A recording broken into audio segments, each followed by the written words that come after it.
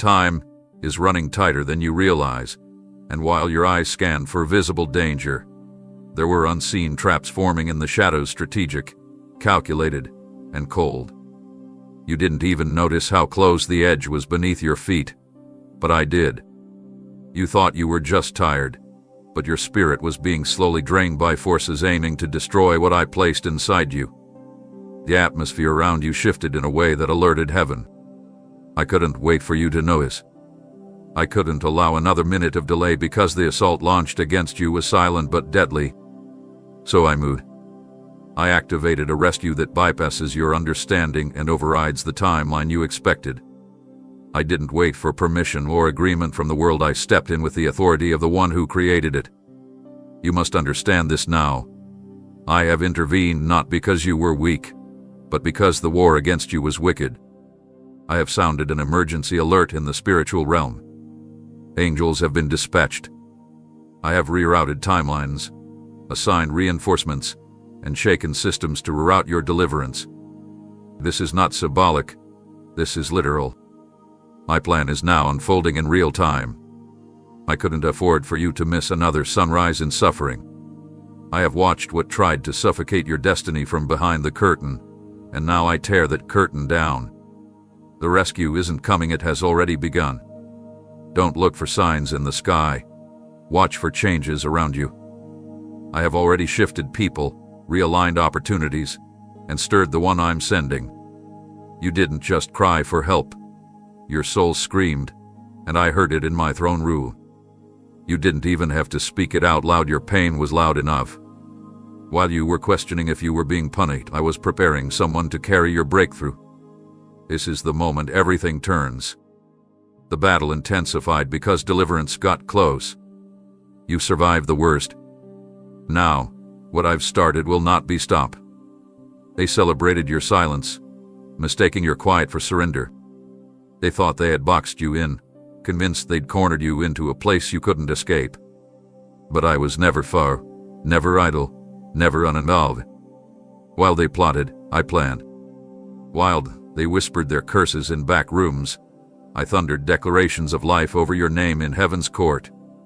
I let them believe it was over because their pride needed to be exposed before my glory could be revealed. You were not losing, heaven was just preparing to flip the script. I delayed my move not to hurt you, but to let every voice raised against you reveal itself fully. So when I overturned the verdict, there would be no question of who defended you. It wanted to erase your voice, but I've written your victory in permanent ink. I saw every lie that was spoken about you, every alliance built to pull you down, every handshake meant to block your breakthrough, and I let them finish their sentence so I could interrupt it with my intervention. This is not just personal. This is prophetic. You are part of something larger than your own battle. My hand is not just reaching into your story, my hand is shaking systems, flipping power structures, silencing false voices, and exalting the rejected. You were never alone in that room. When they closed the doors, I walked through the walls. When they spoke over you, I was riding above them. And now, I am stepping fully into the scene, not as a quiet witness but as the commander of hosts, the defender of the voiceless, the judge whose decision cannot be appealed. My intervention will not be subtle, it will be undeniable. The same mouths that mocked you will marvel at you. The ones who bet against you will have no choice but to witness what I'm about to release through you. The atmosphere has changed. The air around your situation carries the scent of justice. I have begun to undo what they called irreversible. Your name is not a scandal, your name is a signal, a trumpet, a holy sound rising from ashes. I didn't just come to comfort you. I came to reverse the judgment passed on you by those who never carried your burden, who never felt your fire, who never cried your tears. They thought their silence could crush you, but I'm about to amplify you in ways that leave no room for confusion. Watch what I do next. Don't flinch when I start removing things violently. My love is fierce, and my timing is final. I'm not asking permission anymore. I'm executing divine justice, and your rescue is already rattling the foundations of what they built against you. The very people who dismissed you will have no language for what's coming next. I'm rewriting what they wrote. I'm reclaiming what they stole. I'm restoring what they shattered. And I'm doing it loud. Keep standing, because the sound of your salvation is already on its way. You only saw what surfaced, but beneath the calm, there were forces weaving destruction with invisible threads, trying to entangle you in outcomes I never authored. The enemy didn't launch a loud war this time. He tried to drain you with invisible weapons, discouragement dressed as logic, heaviness disguised as routine, distractions coated in comfort. But I saw the invisible cords tightening. I saw the trap buried beneath what seemed harmless. I saw the silent hands that pulled at your peace when no one was watching. And while you were trying to smile through the storm, I was already calling forth someone who would carry my assignment straight to your situation. You didn't ask for this kind of help, but I sent it anyway because I knew you were slipping under waves that looked like still water. This is why I move without always explaining, because some dangers grow quietly. And now the one I've chosen is already moving, already prompted, already set on a collision course with your need. They don't even know all the details yet, but their heart is stirred by my spirit to come find you. They were not trained for popularity, but they were prepared for purpose. I allowed them to go through private battles so they could understand the weight you've been carrying in secret. They are not a stranger to spiritual warfare, they are a survivor of it. They walk in a dimension of discernment that sees past performance and straight into pain. You won't have to explain every wound. They'll recognize the symptoms because they've lived it. I didn't send someone to save face. I'm sending someone to save your soul from drowning in silence. They've been assigned to interrupt what was trying to slowly suffocate your joy, steal your perspective, and drain your divine identity. They are not coming as a hero, but as a carrier of my healing. Every step they take toward you is an echo of my heartbeat. Yes, I am that close. My urgency has become their assignment. Even now, they're sensing the shift, hearing the whisper, preparing to obey, not knowing their obedience will unlock your revival. I didn't send them for convenience, I sent them because covenant moves faster than comfort. What's moving toward you isn't casual, it's consecrated. It's a living answer. You don't even have to reach out for it, I'm drawing them to you. The rescue isn't arriving with sirens, but with a sacred knowing. There will be a moment where you'll feel a warmth enter your atmosphere, and it won't be emotional, it will be evidence. You'll feel the shift before you see the person. Their presence will carry peace that disarms fear. They won't come to fix you, they'll come to stand beside you while I mend what was fractured. You won't need to earn their loyalty. I've already sealed it with my spirit. They come as a vessel, not a visitor. And when they speak, your heart will know the language, it will sound like me. Because I have placed a portion of my voice inside them for this very mission. You will not stay stuck in the pit that tried to normalize pain. I'm too invested in your restoration to allow the unseen to keep stealing what I've planned to reveal. My help is holy. My response is in motion. My rescue is not random. And the one I've called is already closer than you think. Even when your lips didn't move, your spirit sent signals heaven could not ignore. You walked with composure, but inside you were collapsing, layer by layer, and I took notice. You kept smiling when your strength had already left the room.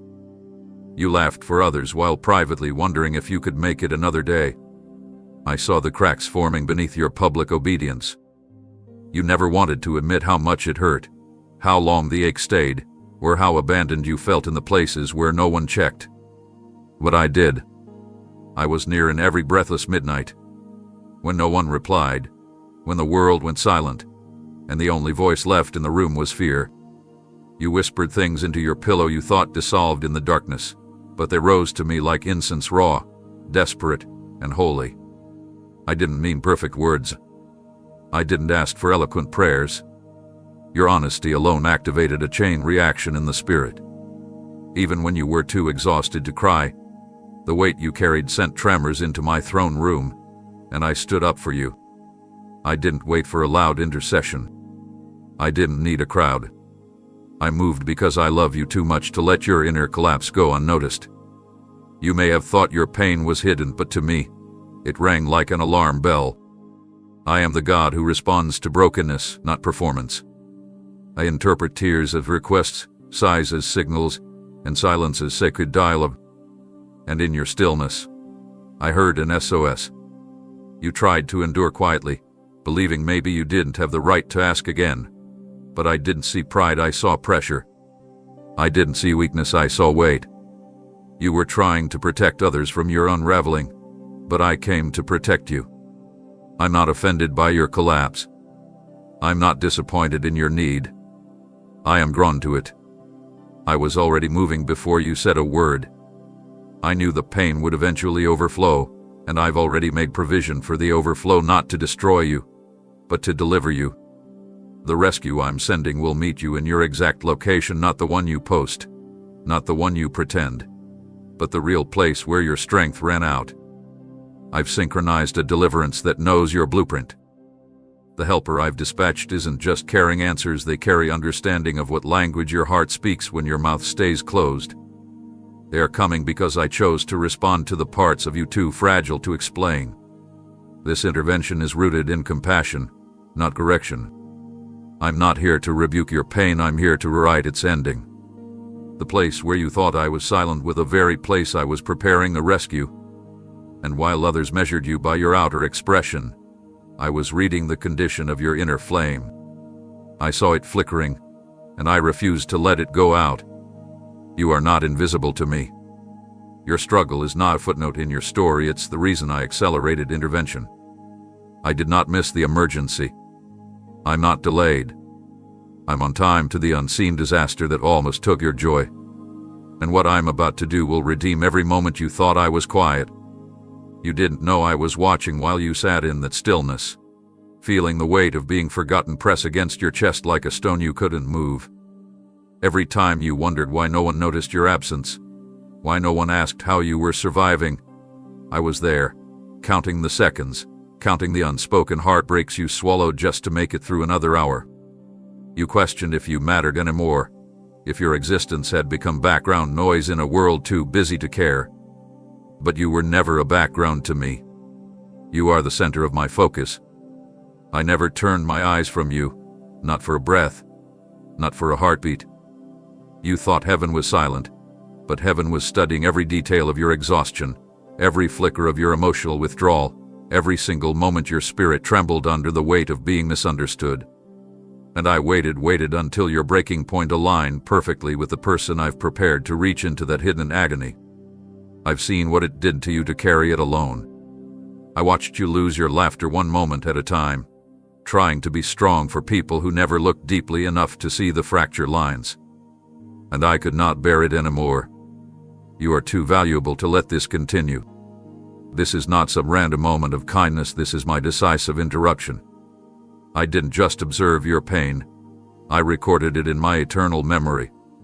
I kept a record of every breath you took when you didn't want to keep breathing. I saw the night you wept in secret and convinced yourself no one would ever understand that kind of grief. I knew the depth of the wound, others only guessed it, and it tore at my heart. You never had to earn my attention, I was always present, even when it felt like I had gone silent. And now, I am not just present, I am intervening. My love for you refuses to sit back another day while you convince yourself that isolation is your new identity. It's not. Your life is too precious to live buried beneath a smiled and swallowed words. It's why I've chosen this moment, right now, to send someone who won't ignore your atmosphere. He will carry my compassion like fire in their chest. They will carry language that pierces the armor you worn for too long. They won't just speak encouragement, they will embody relief. I've chosen someone who knows what it means to be left behind and still keep walking, because they will understand how to walk with you now. This moment marks the beginning of exposure, not of your shame, but of the grace I've hidden for such a time as this. You didn't need more time to adjust to loneliness, you needed a breakthrough. And that's what I'm bringing. The one I've dispatched is walking in your direction. They are led not by logic but by divine appointment. Your heart has already been stirred. They are restless with a mission they can't explain. That mission is you. Your name is echoing through the halls of their spirit. They are being drawn toward the very coordinates where you thought hope would never visit again. Because I didn't just see you, I moved because I love you. I moved because you are mine. And I will not allow you to sit in darkness when I've already released the light. What's coming toward you isn't random assistance or casual comfort, it's a direct assignment sealed in heaven's strategy, crafted for your exact condition. Before the foundations of the world were laid, I designed this moment. I wrote their steps into the unfolding timeline of your healing. I etched your name into their calling long before you knew you'd need them. They are not coming to offer vague encouragement. They are arriving with divine clarity, holding spiritual blueprints no one else could decipher. What they carry is not generalized hope, it's personalized rescue. Every word they'll speak, every look in their eyes, every move they make has already been orchestrated in my presence. They aren't guessing. They won't be confused. I've placed revelations in them that match your hidden wounds, like a key sliding perfectly into a lock you didn't know existed. They've been trained through fire, refined through storms, and awakened by me at precise hours to prepare for this. Your obedience didn't come cheaply. I allowed them to endure seasons of crushing so they would walk in authority, not with arrogance, but with accuracy. And now, at the very hour when your strength seems to fade, I've whispered their next steps in code only their spirit could decode. You won't need to explain your history, they'll discern it before you can describe it. This is not ordinary empathy, this is an anointed synchronization. I've anointed their words to dismantle strongholds. Their presence will carry a weight you recognize before they even speak. They are coming with urgency in their bones because the instruction they carry is time-sensitive. Delays are not permitted. Interference has been canceled. Every demonic hand that tried to rewrite this assignment has been broken off. They are walking with a shield in one hand and a scroll in the other.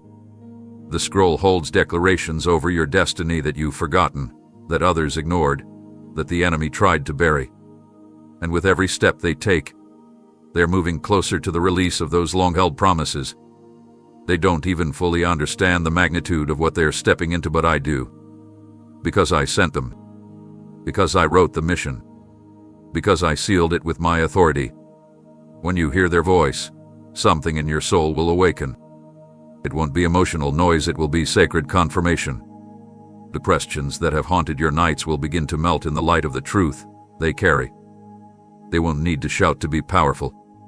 They won't need to convince you they were sent. Their presence will be evidence enough. I didn't send them to entertain you or distract you, I sent them to realign you. There are things I've whispered to you in dreams that you didn't know how to interpret. They carry the interpretation. There are places in your heart you've locked away, believing no one could ever enter without hurting you again. They carry the exact words that unlock those spaces without wounding them. You will not have to strive to receive what they carry. Your spirit will instantly recognize that this is holy. This is timely. This is me. Do not look at their outward appearance. Do not expect them to come with glamour. They will come with glory, not theirs, but mine. And when they arrive, time will bend around the moment. You'll feel it. Your atmosphere will shift. The weight you've carried will begin to dissolve. The fog that's lingered will begin to lift. Because this isn't just help. This is heaven's response in human form. The answers are already on the way, and they are carrying your name written in the ink of obedience. They won't look like what you were hoping for. They won't sound like the voices you've grown familiar with. This divine messenger I'm sending will arrive cloaked in simplicity, dressed in humility, and moving with the quiet authority that doesn't draw attention to itself, but shifts atmospheres the moment it enters. They are not coming with flashing lights or loud proclamations, but the weight of my presence will trail behind them like a shadow that never leaves. And if you expect the familiar, you might miss what is holy. You've been trained to scan the surface, to analyze credentials, to measure worth by what the eye can understand. But what I am sending is sacred beyond appearance. The very thing you've prayed for may walk into your life wearing ordinary skin, speaking gently, moving slowly, but bearing a message that shakes your inner world and reorders your future. You must learn to recognize me not by glamour but by glory. I often hide my greatest gifts in plain wrapping. I conceal miracles in common moments. And this will be no different. The one coming is carrying more than wisdom. They are carrying the moment where your timeline splits. Before and after will be defined by their obedience. You won't find them standing on platforms. They've been kneeling in hidden places, praying for someone they didn't even know by name. Your journey to you hath been unconventional, delayed on purpose, routed for divine reasons. But now, every detour is proving itself to be holy alignment. I am positioning you to be open, not just prepared. This is not about matching expectations, it's about meeting destiny. You may feel skeptical, guarded, even suspicious when they first appear.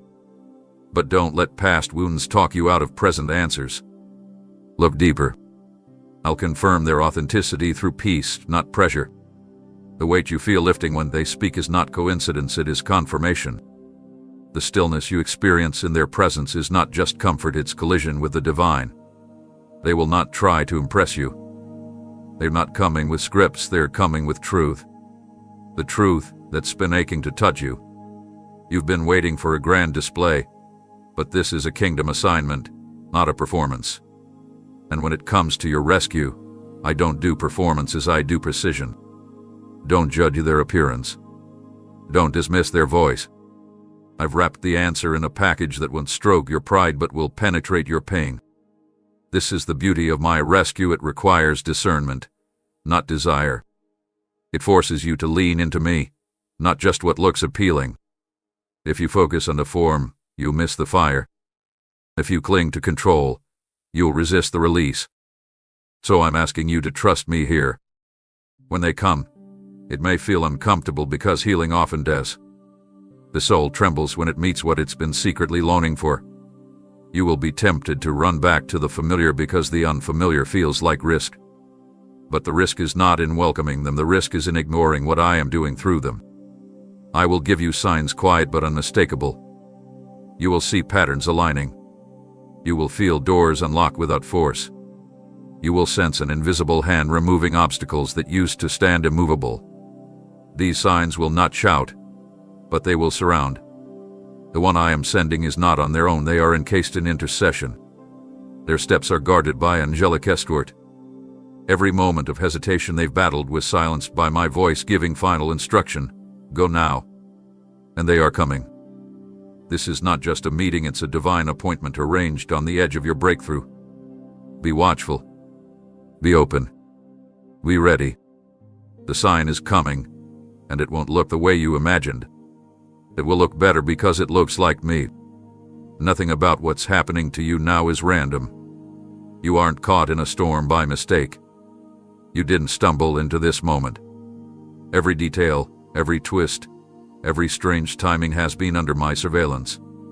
What felt like a series of misfortunes was, in fact, a divine maneuvering of events that prevented a collapse you didn't even see forming. I stepped in before your foundation cracked completely. What was planned against you was meticulous, layered with deception, engineered to dismantle you at the root level. The enemy didn't want to merely distract you, he aimed to dislocate your purpose, to sever the divine cord that kept you tethered to your calling.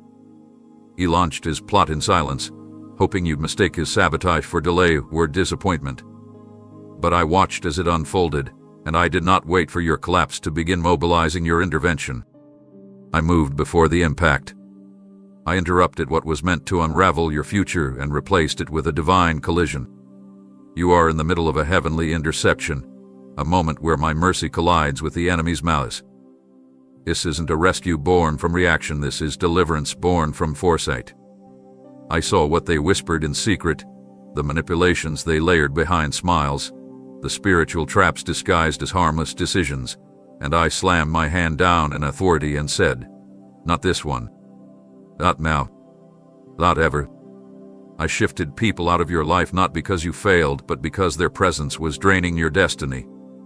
I allowed certain opportunities to fall apart, not to hurt you, but to hide you from traps that would have fractured your identity. I even let you feel the sting of disappointment so you'd loosen your grip on what was never meant to carry you forward. And now, everything is turning. The one I'm sending to you is not just a helper, they are a holy interrupter, an answer wrapped in flesh, someone whose very presence cuts through what was killing you softly.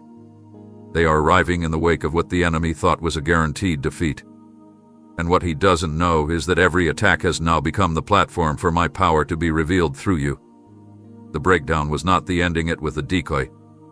The real story is what I'm about to release through your life in front of those who thought you were done. This moment marks the unveiling of my agenda, not theirs. I have canceling contracts signed in secrecy. I'm exposing lies that were spoken with confidence. I'm reversing outcomes declared by people who never consulted me. The intervention I've released is backed by the fullness of heaven's authority, and it cannot be overruled. You are standing in the eye of a divine storm that's not sent to destroy you but to demolish everything that was sent to limit you. The winds you feel are not chaos, they are cleansing. The shaking is not punishment, it is realignment. I am ripping away every vine that choked your joy. I am dismantling every system that kept you small. And the one I'm sending carries the final key that will unlock the chains that were meant to be lifelong. This is why the tension increased. This is why you felt pressure from every direction. It's because the sabotage reached its final stage and my response had to match its urgency. You're not in a season, you're in a rescue mission. And the miracle isn't coming later. It's already begun. Every second from this point forward is an unraveling of darkness and an unfolding of deliverance. The signs won't just confirm it, the evidence will overwhelm you. I will leave no room for doubt that this is not fate, not chance, not coincidence. This is me, your Savior, interrupting destruction to preserve destiny. You've tried to hold it together with what little remained, using your willpower like thread to stitch up wounds that went deeper than skin. You pushed through fatigue with gritted teeth, smiled past sorrow with aching lungs, and held your breath every time another wave threatened to crash over you. But what you didn't realize was that your strength was never meant to carry this much weight. I allowed you to come to the end of yourself not to punish you, but to prove to you that you were never meant to do this alone. I watched as you grew quieter in the company of others, not because you lacked words, but because you no longer had the strength to translate your soul's condition into language. I saw the way you tried to remain calm, even as pressure mounted inside like a dam preparing to burst. You didn't fail me by reaching your limit, you activated me. The moment your capacity expired, my intervention became undeniable. You are not being rescued because you're broken. You're being rescued because your value demands reinforcement.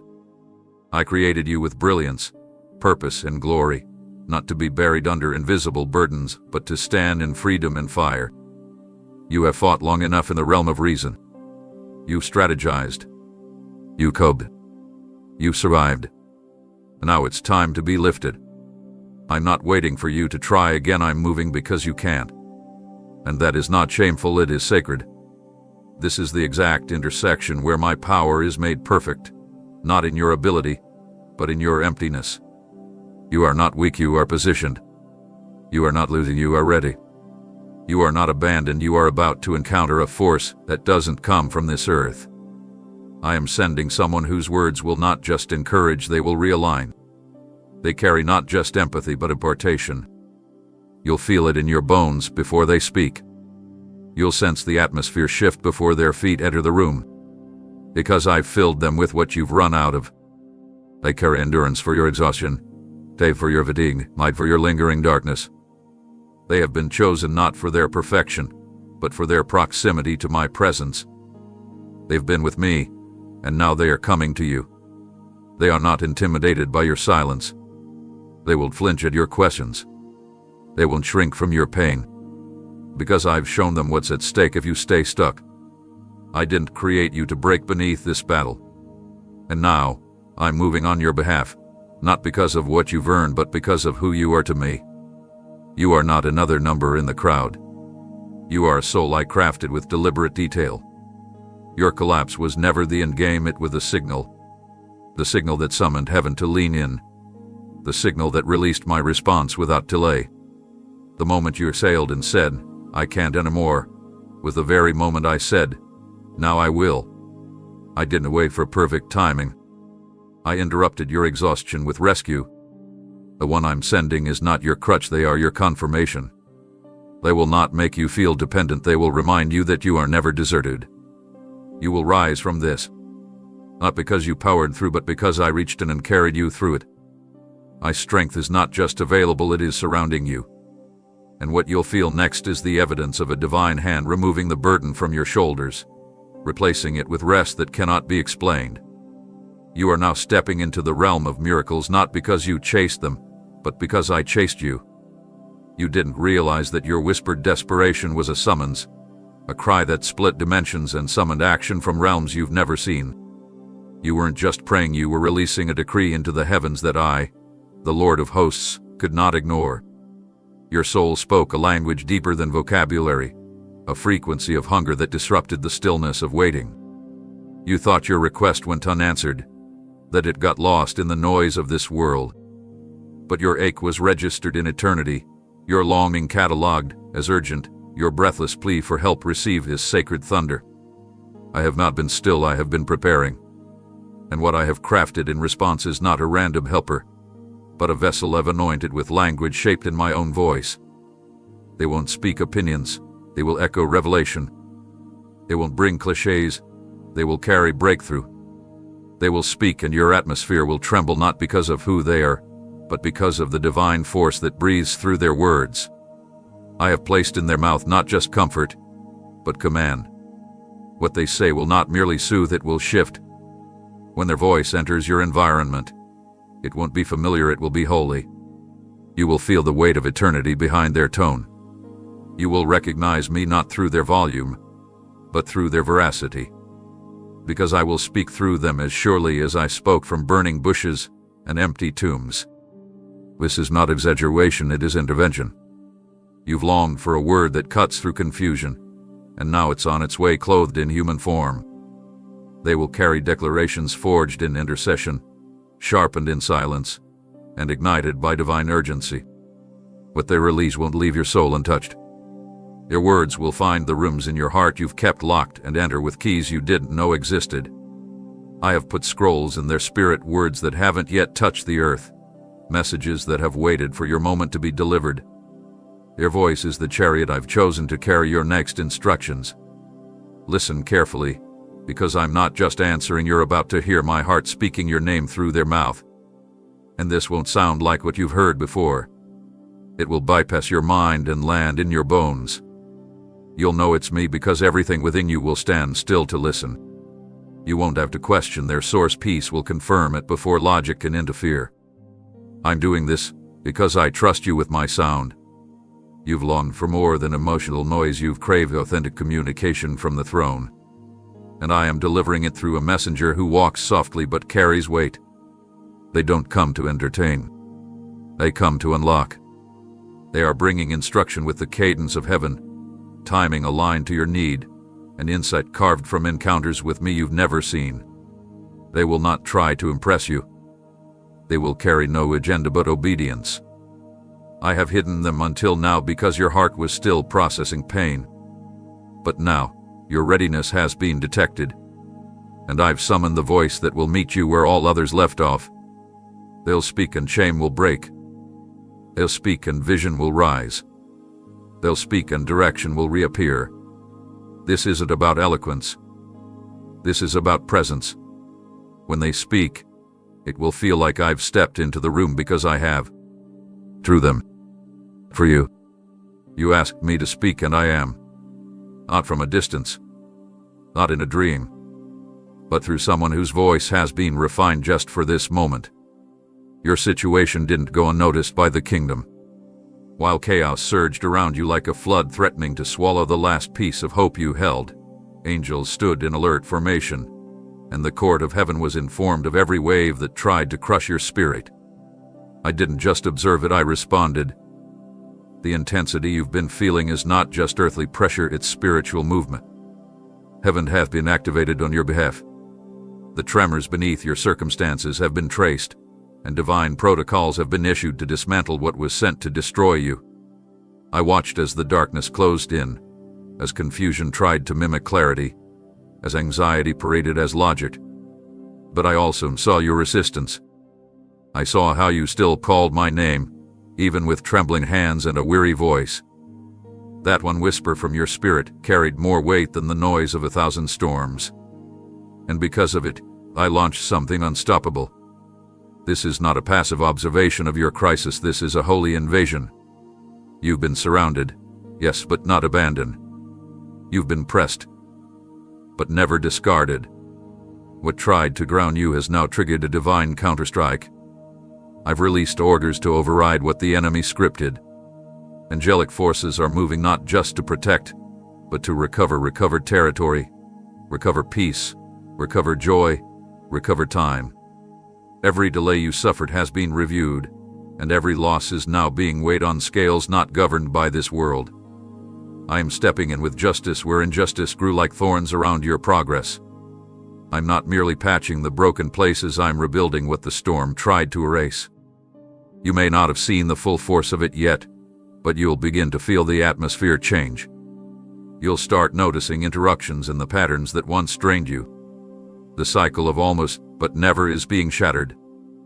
The invisible wall that kept you contained is cracking, and I am the one placing my hand on those fractures to break them wide open. The whirlwind that kept spinning you in circles is losing power under the weight of my authority. I'm not letting this pass you by. The noise that confused your next step is being silenced. I'm clearing the smoke so you can finally see what's always been yours. And I'm not doing this quietly, I'm making a statement in the spirit realm that you are covered by the highest command. This isn't a random shift in energy, it's a documented intervention. What was weaponized against you has now become the very thing that's triggering your deliverance. I allowed the storm to rise just high enough for my glory to overshadow it completely. You will look back on this and realize that what you thought would finish you was only the signal for your rescue to begin. I've marked this moment on heaven's calendar, not as tragedy, but as turnaround. The one I am sending is stepping into the eye of your storm carrying not just wisdom, but jurisdiction. They are equipped with the authority necessary to walk you out of what swallowed others. They will speak into the storm and it will respond, not to them, but to me through them. You won't need to wrestle for stability anymore, I'm reestablishing your footing with permanence. This storm has exposed who was real, what was false, and who never had the capacity to carry your pain. But I'm not here to punish, I'm here to protect. And the protection I give comes with power. The forces that tried to overwhelm you are now under review, and the outcome is sealed. You will not be overtaken. You are not forgotten. You are not forsaken. This battle has reached heaven's attention, and from this point forward, you will witness the visible unraveling of every force that tried to bury you in silence. There is a limit to what I will allow, and your adversary has reached it. What was formed in darkness with the intent to dismantle you has now provoked my hand to move. You are not just anyone, you are the craftsmanship of heaven, shaped by divine intention, sculpted with my breath, and carved with purpose that no power of hell can annul. Every inch of your being was touched by me in creation. I didn't speak you into existence casually, I formed you with focus. Your tears, your thoughts, your inner wrestlings, they are not overlooked. They are sacred echoes of the life I placed within you. You are not a casualty waiting to happen, you are a chosen vessel under divine surveillance. I've seen the subtle attempts to wear you down from within, the slow erosion of confidence, the whispering lies masked as your own thoughts. The enemy's goal wasn't just to defeat you, it was to convince you you were already lost. But I'm stepping in now because I will not stand by and watch the masterpiece of my hands be torn apart by the counterfeit hand of destruction. What I made in secret will not be disassembled in silence. What I breathed into existence will not be smothered by shadows. The calling I wrote into your spirit will not be diluted by doubt or derailed by warfare. I see what's been trying to consume your joy, devour your identity, strip your value, I see it all. And I am not indifferent. I am your creator, and your preservation is personal to me. I've assigned angels to stand guard over what you cannot see. I've stationed protection around your heart even when you've let your defenses down. This battle was never about your strength, it was always about mine. The enemy underestimated how fiercely I protect what is mine. And you, child, are mine. I have watched long enough. Now I am responding not with restraint, but with resolve. My voice is echoing into the camp of those who sought to dismantle your destiny, and my command is final. Enough. What once crept in unnoticed will now be exposed under the weight of my truth. What once tormented you in private will now be publicly crushed under my justice. You are not a playground for pain, you are a sanctuary for glory. And I will not let darkness take residence in a place I designed for light. The devourer thought your silence was consent, but I see your silence for what it truly was: exhaustion. And I'm not angry with your weariness, I'm moved by it. I will contend for you. I will fight where you can no longer stand. I will lift what you've tried to carry alone. You are not at the mercy of destruction, you are under the command of a king. And my kingdom does not tolerate the dismantling of its sons and daughters. The fire sent to burn you will now refine you. The attack meant to crush you will now crown you. I will use every part of what was meant to consume you as fuel for your rising. And I'm not waiting. The shift has already begun. The environment is already bending under the weight of my response. The atmosphere is trembling at the arrival of my justice. The helper I've chosen is already moving with divine instinct. They know this is not just a mission, it's a mandate. They are coming to shield what the enemy could not steal, to speak into what darkness could not kill, to stand beside the beauty that warfare could not erase. You were created by my hand, and I will protect what I have made. I always have. And now, I always will. You've grown used to the heaviness, adjusted your posture to accommodate what was never meant to be permanent. You've called it normal, but I've called it over. You've walked through days with a soul too weary to speak, a heart too burdened to beat freely, and a mind tangled in invisible ropes of pressure that no one else could see but I have. I've watched you compensate, overfunction, survive while smiling, endure while slowly fading. And now I've determined it's time to relieve the load. I've assigned someone not random, not convenient, not self-appointed, but chosen to come shoulder the part you can no longer bear. They won't just sympathize, they'll carry.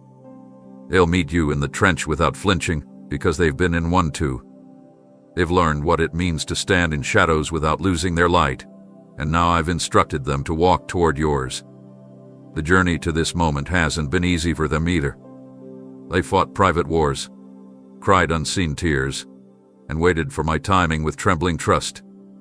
And now, that timing is colliding with yours, because the weight that's been slowly crushing your hope must be lifted now. This isn't assistance for the sake of ease, it's rescue born from compassion. I've anointed them with understanding that doesn't come from books but from brokenness. They won't ask you to explain yourself. They will feel what you've hidden. I've synchronized their spirit with your condition, not to expose, but to engage. They won't treat your burdens as weakness. They'll treat them as signals pointing to the treasure I've hidden in you, still unclaimed, still intact. This isn't a favor, they are fulfilling their purpose in serving yours. And when they speak, the tightness in your chest will begin to loosen. When they touch your life, the ache will finally exhale. You won't have to qualify your pain. They've been prepared to respect the weight you've carried, not question why it's there. They will not rush your process, nor will they allow you to camp in survival. Their assignment is sacred, to help lift what's held you down without judgment, without control, without condition. I have placed an atmosphere around them when they enter your life. It will feel like standing under open skies after years of low ceilings. You'll breathe differently. You'll feel space in your soul again. You'll begin to notice the fog lifting, the tightness loosening, the shadows retreating. This is what happens when divine help arrives. They won't become your savior, but they will become a sign that I've seen every silent cry, every long night, every morning you woke up already tired. I couldn't ignore it any longer. This helper comes not with answers to everything, but with strength for the next step. They won't fix all the broken places. That's my job. But they will walk with you until you remember how to move again. You're not too far gone. You're not too much. You're not a burden. You've just carried too many things for too long by yourself.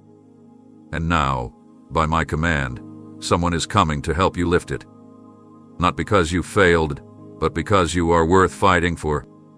I'm not sending them to rescue your image, I'm sending them to revive your reality.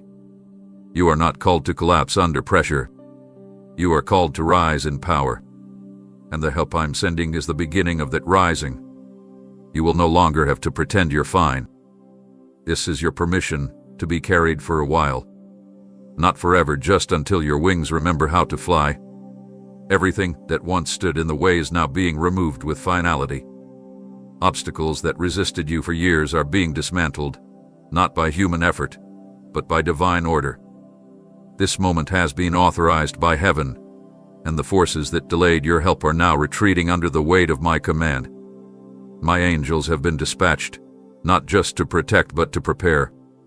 They are going ahead of the one I'm sending, scattering confusion, silencing interference, binding every power that dared to block what I ordain. You've walked through seasons where it felt like forward movement always came with a setback, where progress was slow, then stolen. But not this time. This is different. This is sacred. This is sealed. There is no negotiation happening, this is execution. The warfare that swirled around your breakthrough has already lost its legal right to linger. My heavenly host is tearing through the unseen barriers, breaking invisible chains that tied up the timing of your turnaround. I've commanded winds of clearance to blow through the very terrain where demons tried to plant delay. What once was a tangled mess of spiritual resistance is now being straightened into a runway. The one I'm sending isn't walking through convenience, they're walking through cleared ground that my angels tread first. You may have felt like things were standing still, but behind the veil, movement has been nonstop. Angelic activity has increased because the weight of your deliverance demands accelerated preparation. They're not just guiding your help, they're warring for the space your help will occupy. The delays, detours, and closed doors you faced are not signs of divine disapproval, they were signs of spiritual conflict. The enemy fought hard to keep your breakthrough locked away, hoping you'd surrender before it arrived. But I have intervened. The delay is over. The fight to get what's yours is no longer in your hands, it's in mine. My angels are not passive light bearers. They are warriors with flaming assignments. They are sweeping the path not with brooms but with blazing swords. Every demonic whisper that tried to confuse your vision, every planted doubt that made you question my timing, every relational sabotage that attempted to drain your trust, it's all being removed. There's no more room for interference. This isn't a casual visitation. This is a divine deployment. The one I've chosen to carry my answer is being covered by my protection as they approach. Their steps have been recalibrated by revelation. Their path is not dictated by human maps, it's being lit by angelic instruction. And you must understand, this kind of movement isn't quiet in the spirit. Hell knows what's coming. That's why the pressure intensified. That's why your mind felt under attack. That's why everything felt harder right before this moment, because your deliverance was finally close enough to threaten everything that once oppressed you. But I didn't bring you this far to leave you battling alone. I've saturated the air around your future with my breath. The space they're walking into has been anointed ahead of their arrival. You won't need to fight for access, they are being given direct entry to your situation.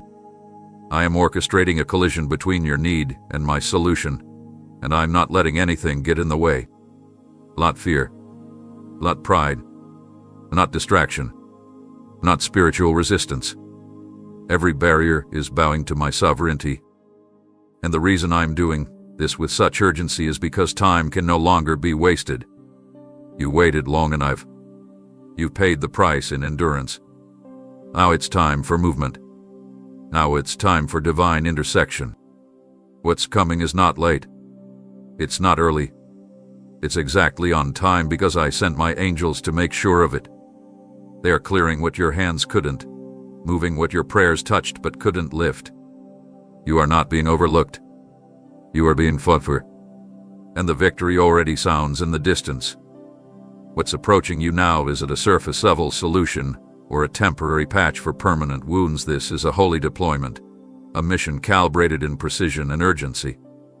I did not gather just anyone to respond to your situation.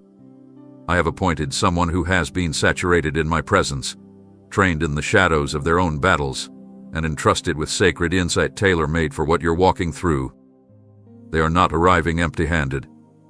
They carry revelation deep enough to unearth the roots of your pain, strength sturdy enough to sustain you when your limbs give out, and strategy sharp enough to dismantle systems that tried to keep you trapped.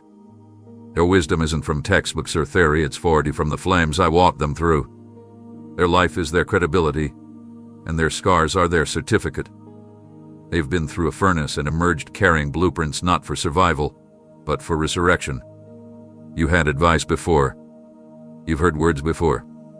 But this is different. This is divine instruction wrapped in compassion, truth wrapped in tenderness, correction carried by love that doesn't condemn. I've embedded in them the ability to see past your masks, past your performance, past your fatigue, and speak directly to the places you buried even from yourself. Your words will activate dormant purpose. Their presence will rebalance what trauma threw out of rhythm. Their strategy will not be vague, it will be detailed, timed, and backed by spiritual authority. They are arriving not to add pressure, but to release clarity. Not to compete with your voice, but to remind it that it still matters.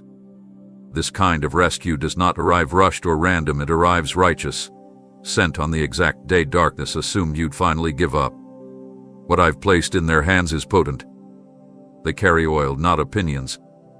They bring instruction, not interference. Their presence will not distract, it will deliver. And I've prepared them to walk carefully but boldly.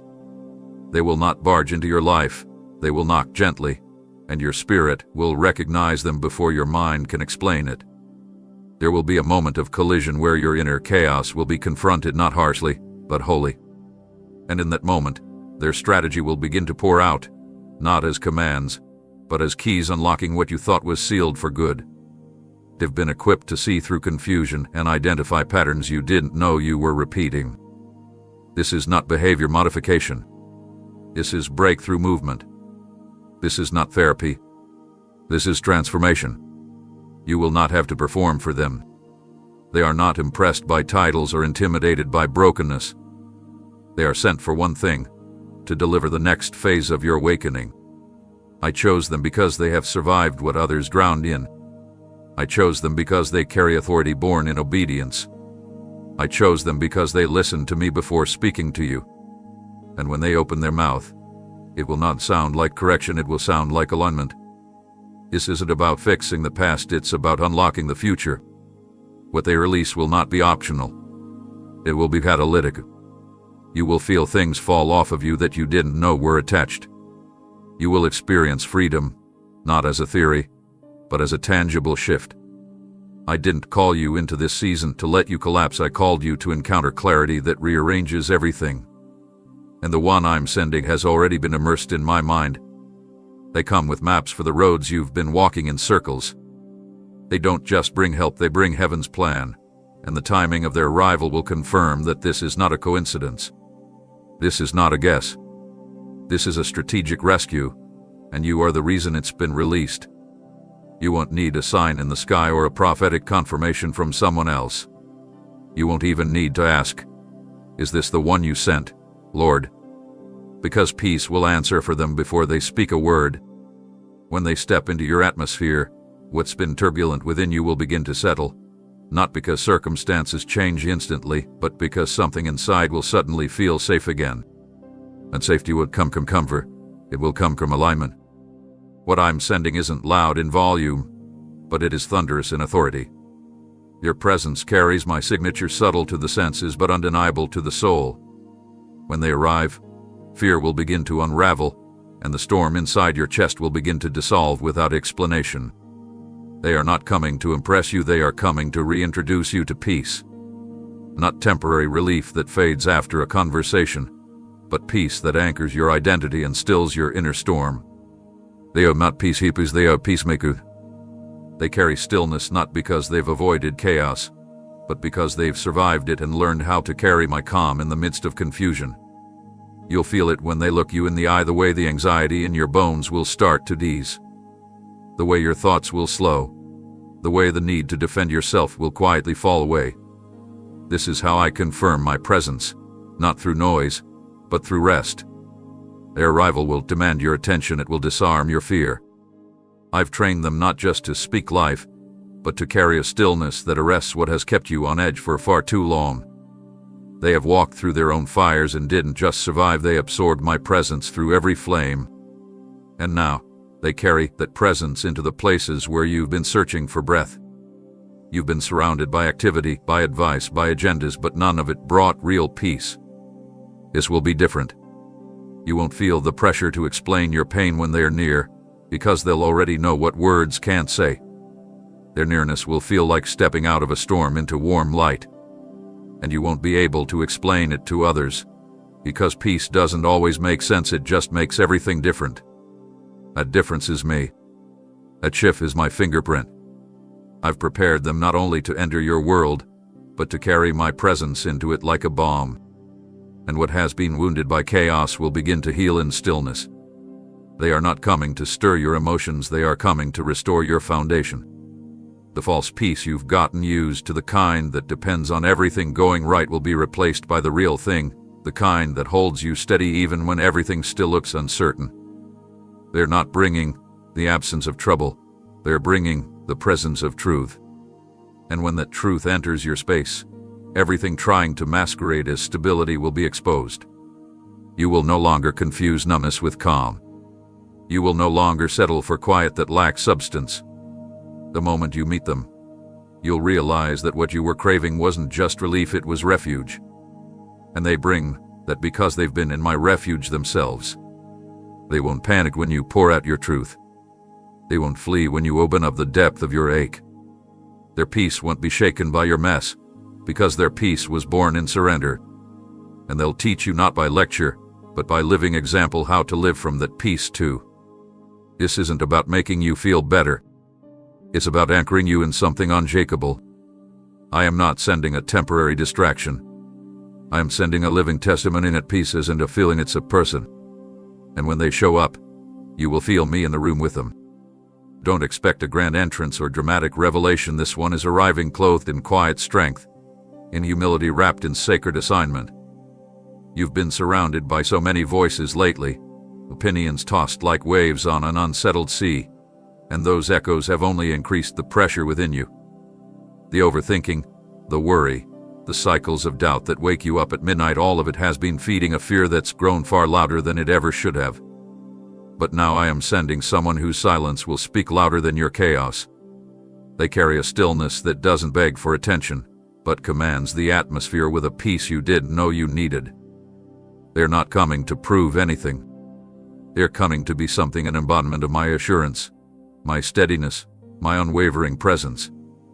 The fear that's been hiding in the corners of your decisions will begin to loosen its grip the moment they step into your space. Not because they will say something magical, but because what they carry cannot coexist with torment. I've placed within them an authority that doesn't shout, it simply exists, and that existence displaces darkness. They're not loud, but they are lethal to lies. They don't argue, but they confront what's false with the sheer weight of what's real. They are walking proof that you can be powerful without being forceful, that you can change the temperature of a room just by entering with truth in your spirit. You've been bracing yourself for confrontation, for judgment, for correction, but this will feel like exhale. Their gaze will not pierce to wound, it will pierce to reveal. You won't feel exposed, you'll feel seen. And there is a difference. When they speak, they won't echo the noise that surrounded you, they will silence it. Their voice won't blend into the confusion, it will rise with clarity, cutting through doubt like a knife through fog. I've not trained them in value, I've trained them in vision. They don't need to raise their voice because I've already raised their spirit. I've given them eyes to see past the surface, to see what fear tried to distort, to call you back into alignment with who you were before anxiety made you forget. They will not rush you, and they will not be intimidated by the intensity of your condition. They've walked through battles where their own mind tried to convince them to quit, and they emerged with a grace that calms storms in others. That grace is what I've chosen for you. The panic that gripped your heart so tightly will begin to unravel when they sit beside you, when they pray over you, when they remind you through their actions, not just their words, that you are not alone and never were. Fear thrives in isolation, but their presence will reintroduce connection. You'll begin to believe again. You'll feel the tension in your shoulders drop. Your breathing will change. Your thoughts will stop racing. Not because the world around you became perfect, but because my presence will walk in through their life and shift the spiritual climate. I know how fear crept in. I know how it disguised itself as logic, how it pretended to protect you while actually paralyzing you. But this is where that ends. I'm not just casting fear out, I'm replacing it with peace, with courage, with connection. You don't have to figure it out alone anymore.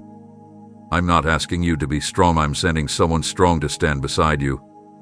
You won't need to perform. You won't need to hide. You won't need to explain every emotion. They will know, because I've already told them. They will feel, because I've softened their heart with fire. And as they walk with you, you'll begin to notice what used to terrify you now barely whispers. That's what happens when I send my presence not in thunder, but in someone who walks softly and carries heaven within. What they carry didn't come cheaply, it was forged in the very places most people avoid. They know what it's like to feel the heat of disappointment, the scorch of betrayal, the slow burn of unanswered prayers. But they didn't come out bitter, they came out blazing with purpose. The reason they are able to walk into your fire without flinching is because they've stood in their own and survived. And not just survived, they absorbed revelation there. They found me there. And now, they carry what most cannot: peace in pressure, clarity in chaos, stillness in the smoke. You've been surrounded by the blaze, feeling like everything around you is being reduced to ashes, dreams that once stood strong, hopes that once had shape, strength that once seemed reliable. You've whispered, "Lord, will anything be left?" And my answer is already on its way, walking toward you cloaked in wisdom, marked by mercy, carrying authority birthed through affliction. They are not intimidated by the intensity of your situation, because they've learned how to find me in the middle of their own infernos. This is not someone guessing their way through your pain. This is someone who has been trained by fire to navigate others through it. They will not lecture you from the sidelines, they will step into the furnace beside you and remind you that there's another figure in the fire, one who doesn't abandon, one who doesn't observe from a distance, but one who joins the suffering and redeems it from the inside out. They won't offer escape, they will offer presence. And in that presence, things will begin to change. Not always visibly, not all at once, but profoundly, permanently, from the core outward. You've been conditioned to believe fire only destroys. But this fire was never sent to consume you, it was meant to refine you. And this messenger I'm sending knows how to pull gold from ashes. They see what remains when everything superficial burns away. They see the treasure still buried beneath the soot of your sorrow. And they are coming to uncover it not by force, but by faith. Their words will not fan the flames, they will quiet them. Their prayers will not just bring relief, they will bring revelation. You'll begin to recognize that not all fire is the enemy. Some fire is holy.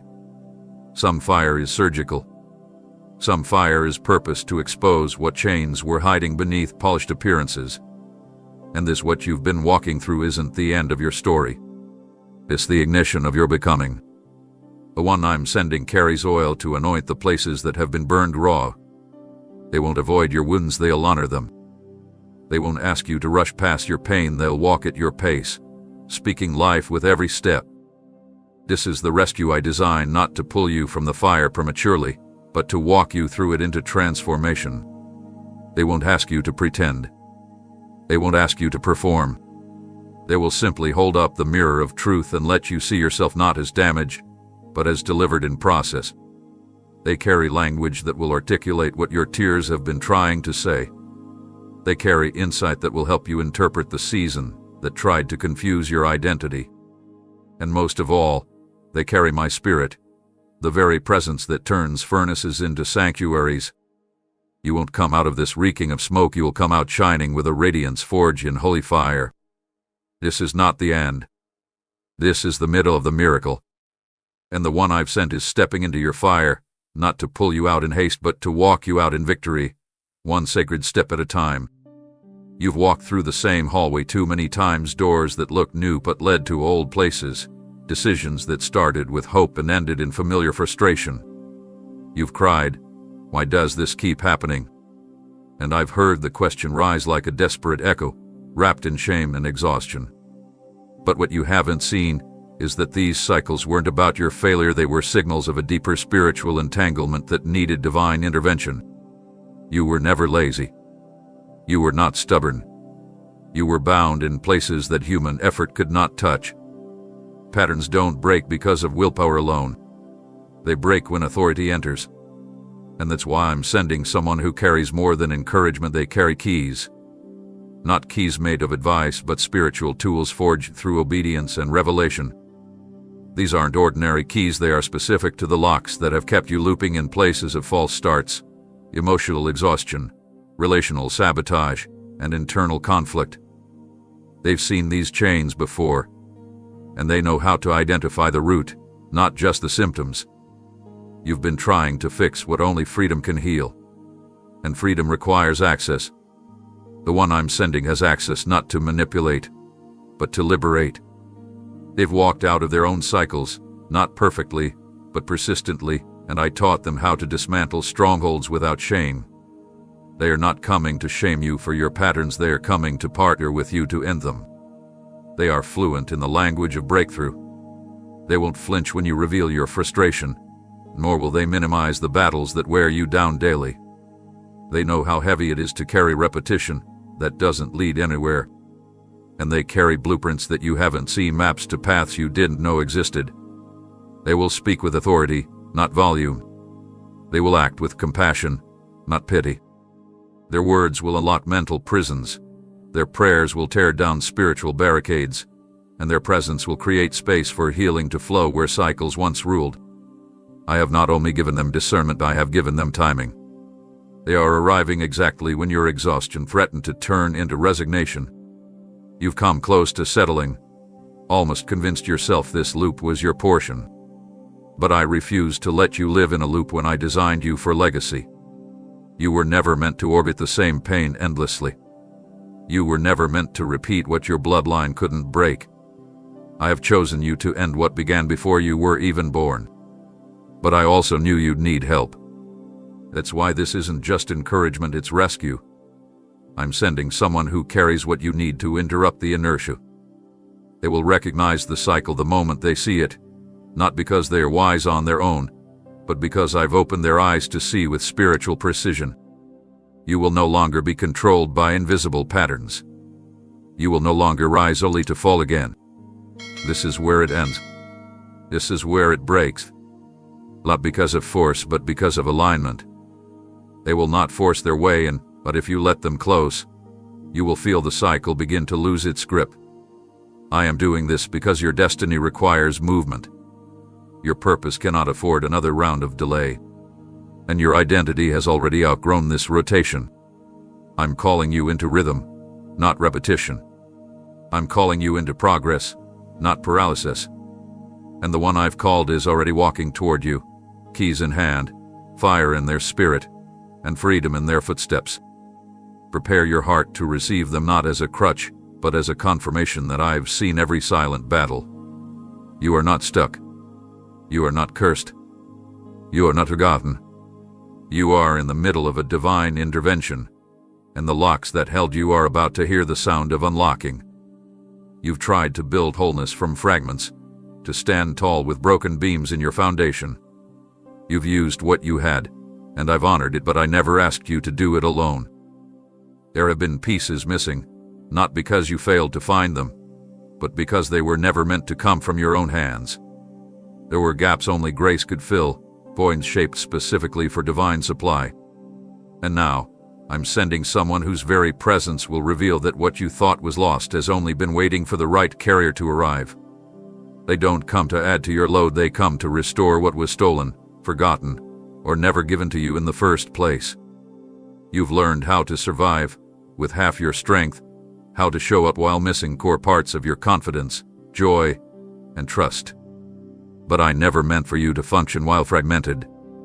I created you for wholeness. The one I'm sending comes equipped not just with words, but with impartation. There's something in their life, an overflow, a portion, a deposit that was never meant to stay with them, but was cultivated, refined, and multiplied so that it could be poured into you. They carry in their hands the pieces that align with your healing, not just emotionally but spiritually, mentally, relationally. They have the missing notes to the song your soul had been trying to sing in silence. They bring clarity where you've wrestled with confusion, nourishment where you've been starving for understanding, and courage where your hope has grown timid. I gave them what you need, not to elevate them over you, but to extend my kindness through them.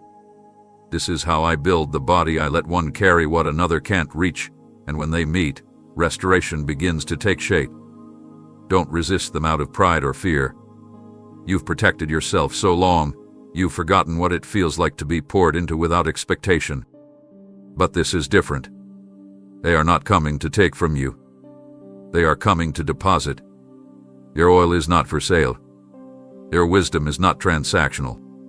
Their love is not conditional. I have placed within them a heart that sees you through my eyes, a spirit that listens before it speaks, and hands that were formed to heal not just with touch, but with time, presence, and faithfulness. You'll notice how they don't rush your process. You'll feel the way they carry peace into pressure, the way they show up consistently in a world full of inconsistencies. And slowly, almost without realizing it, you'll start to feel the pieces coming back together. Not in an instant, not with fireworks, but like dawn breaking after a long, sleepless night. You'll start to remember who you are, not because they told you, but because they treated you like you never stopped being it. They will remind you of your worth without speaking a word. Your loyalty will be louder than their promises. They'll give you space to breathe, not just because they care, but because they've learned that real healing can't happen in suffocating environments. And make no mistake, this is healing, not a temporary high. This is repair, not relief. I didn't just send them to make you feel better. I sent them to release what you were missing so you could be rebuilt in strength, not just bandaged in silence. You don't have to settle for partial anymore. You don't have to pretend that what you lost wasn't important. I saw what was taken. I saw what was never given. I saw how you learned to minimize your own need just to function. But now, I am answering those deficits with abundance. I am sending someone who holds part of your recovery in their obedience. And they are not late. They are arriving in divine rhythm, holding gifts wrapped in humility and wisdom born from the same wounds you've hidden. When they open their hands to you, you'll feel it, the return of what was missing. And that moment will mark the beginning of a wholeness you were always meant to walk in. Not a single tear has touched your skin without catching my attention. I've watched them fall quietly while no one noticed, seen them sink into your pillow in the night, each one telling a story no language could ever express. Those tears were never wasted. They were not evidence of weakness, they were sacred messages your spirit sent when words failed. You didn't just cry out of pain, you cried in surrender, in hunger for something deeper, in weariness so raw that even your own soul couldn't find the right questions to ask. And I collected every drop. I held them, counted them, read them. Heaven does not ignore the language of lament. Your tears became scrolls, and those scrolls became instructions. Instructions I sealed into the spirit of someone who would be the response you didn't know how to request. They are coming not as a coincidence, not as a temporary comfort, but as a living answer to your cries. Every ache in your chest, every sigh that felt like giving up, those were the blueprints for the assignment I gave them. They will carry empathy that feels like recognition, not pity. They will carry wisdom shaped by their own dark nights so that they never minimize yours. They are not coming to simply remind you that I heard you, they are the proof that I have. What you wept about in secret, I prepared in silence. Their journey to you was carved by obedience to whispers they didn't understand at first. I placed your pain in their heart, not to crush them, but to prepare them. Long before they knew your name, they felt your burden. And they responded not with avoidance, but with surrender. They agreed to be sent before they ever knew where. And now, I am releasing them because your tears have finished writing the instructions, and the mission is in motion. This is how intimately I love you. I didn't just listen. I acted. I didn't just comfort. I commissioned. I didn't just witness your pain. I translated it into someone else's purpose. And that person is on the way. They won't look like what you expect, because your pain created a unique mold that only one soul could fit. And they've been shaped in secret just for this moment. Their presence will feel strangely familiar, like you've known them longer than time would allow. That's because your tears were already woven into their assignment before you ever met. Their words will carry weight not because of eloquence, but because of origin. You'll recognize the difference the moment they speak, not just because of what they say, but because of what their voice does. It will calm the agitation that's lingered in your spirit for too long. It will settle the tension that even prayer sometimes couldn't soothe. They won't come to replace me. They come to reveal me in a form your current pain can receive. I am spirit, but I've always used people. I sent Moses. I sent Esther. I sent Elijah. I sent Mary. I sent the disciples. And now I'm sending someone to you. This is not about saving you, it's about stirring you back to strength. You are not a project. You are not a pity case. You are a divine assignment, chosen to be healed, not just helped. I've delayed this moment until now, not because you weren't ready to receive, but because I was preparing someone who would never mishandle what you cried for. They carry your answer not in perfection, but in presence. And that presence was born from the blueprint written in your weeping. You didn't know you were writing a mission with your tears, but I did. And I have answered. This is how I heal with depth. I don't send observers, I send survivors. The one I'm releasing toward you doesn't carry sympathy from a distance, they carry experience carved into the marrow of their soul. They know the terrain of heartbreak not by map, but by memory. They've bled in the same places you've been silently wounded. They've walked the same alleys of confusion, wrestled in the same midnight agony where questions outnumbered answers. They are not strangers to despair, but they didn't drown there. They rose not perfectly, not instantly, but steadily with me. And I've preserved their story, not for fame, but for you. Because I knew you wouldn't need theories, you'd need truth wrapped in flay. I knew that for you to trust again, you'd need someone who didn't just understand pain, but who carries proof that resurrection is possible even after identity has been shattered. They were broken, but not abandoned. They were crushed, but not discarded. And now, they return from their wilderness with a strength that doesn't shout, but steadies, with eyes that see further than appearances, and with hands that know how to hold gently without dropping what's fragile. I've given them insight not to analyze you, but to accompany you. They're not coming with easy answers, they're coming with holy presence. And that presence is saturated with wisdom born from wounds. There's no shame in where you're struggling, because I've already placed someone on assignment who has lived there, sat in that darkness, and now carries the light you didn't know how to reach. This is not coincidence, it's divine symmetry. I match pain with understanding. I match brokenness with those who carry the oil of healing from the same fracture. You don't need someone to pity you, you need someone who sees you. And that's what I've arranged. They won't need a long explanation. They won't expect a filtered version of your struggle. Their spirit will recognize yours because pain taught them a language only the hurting can speak fluently. And they've been asking me, Lord, who is this for? And I've whispered your name, over and over, in their dreams, in their prayers, and the ache that won't go away until they find you. That ache is holy. That ache is directional. That ache is how they'll know when they've arrived. And you'll know too. Because for the first time in a long time, you'll feel safe. Not safe to hide, safe to be known. Your story isn't identical, but it's woven with the same thread.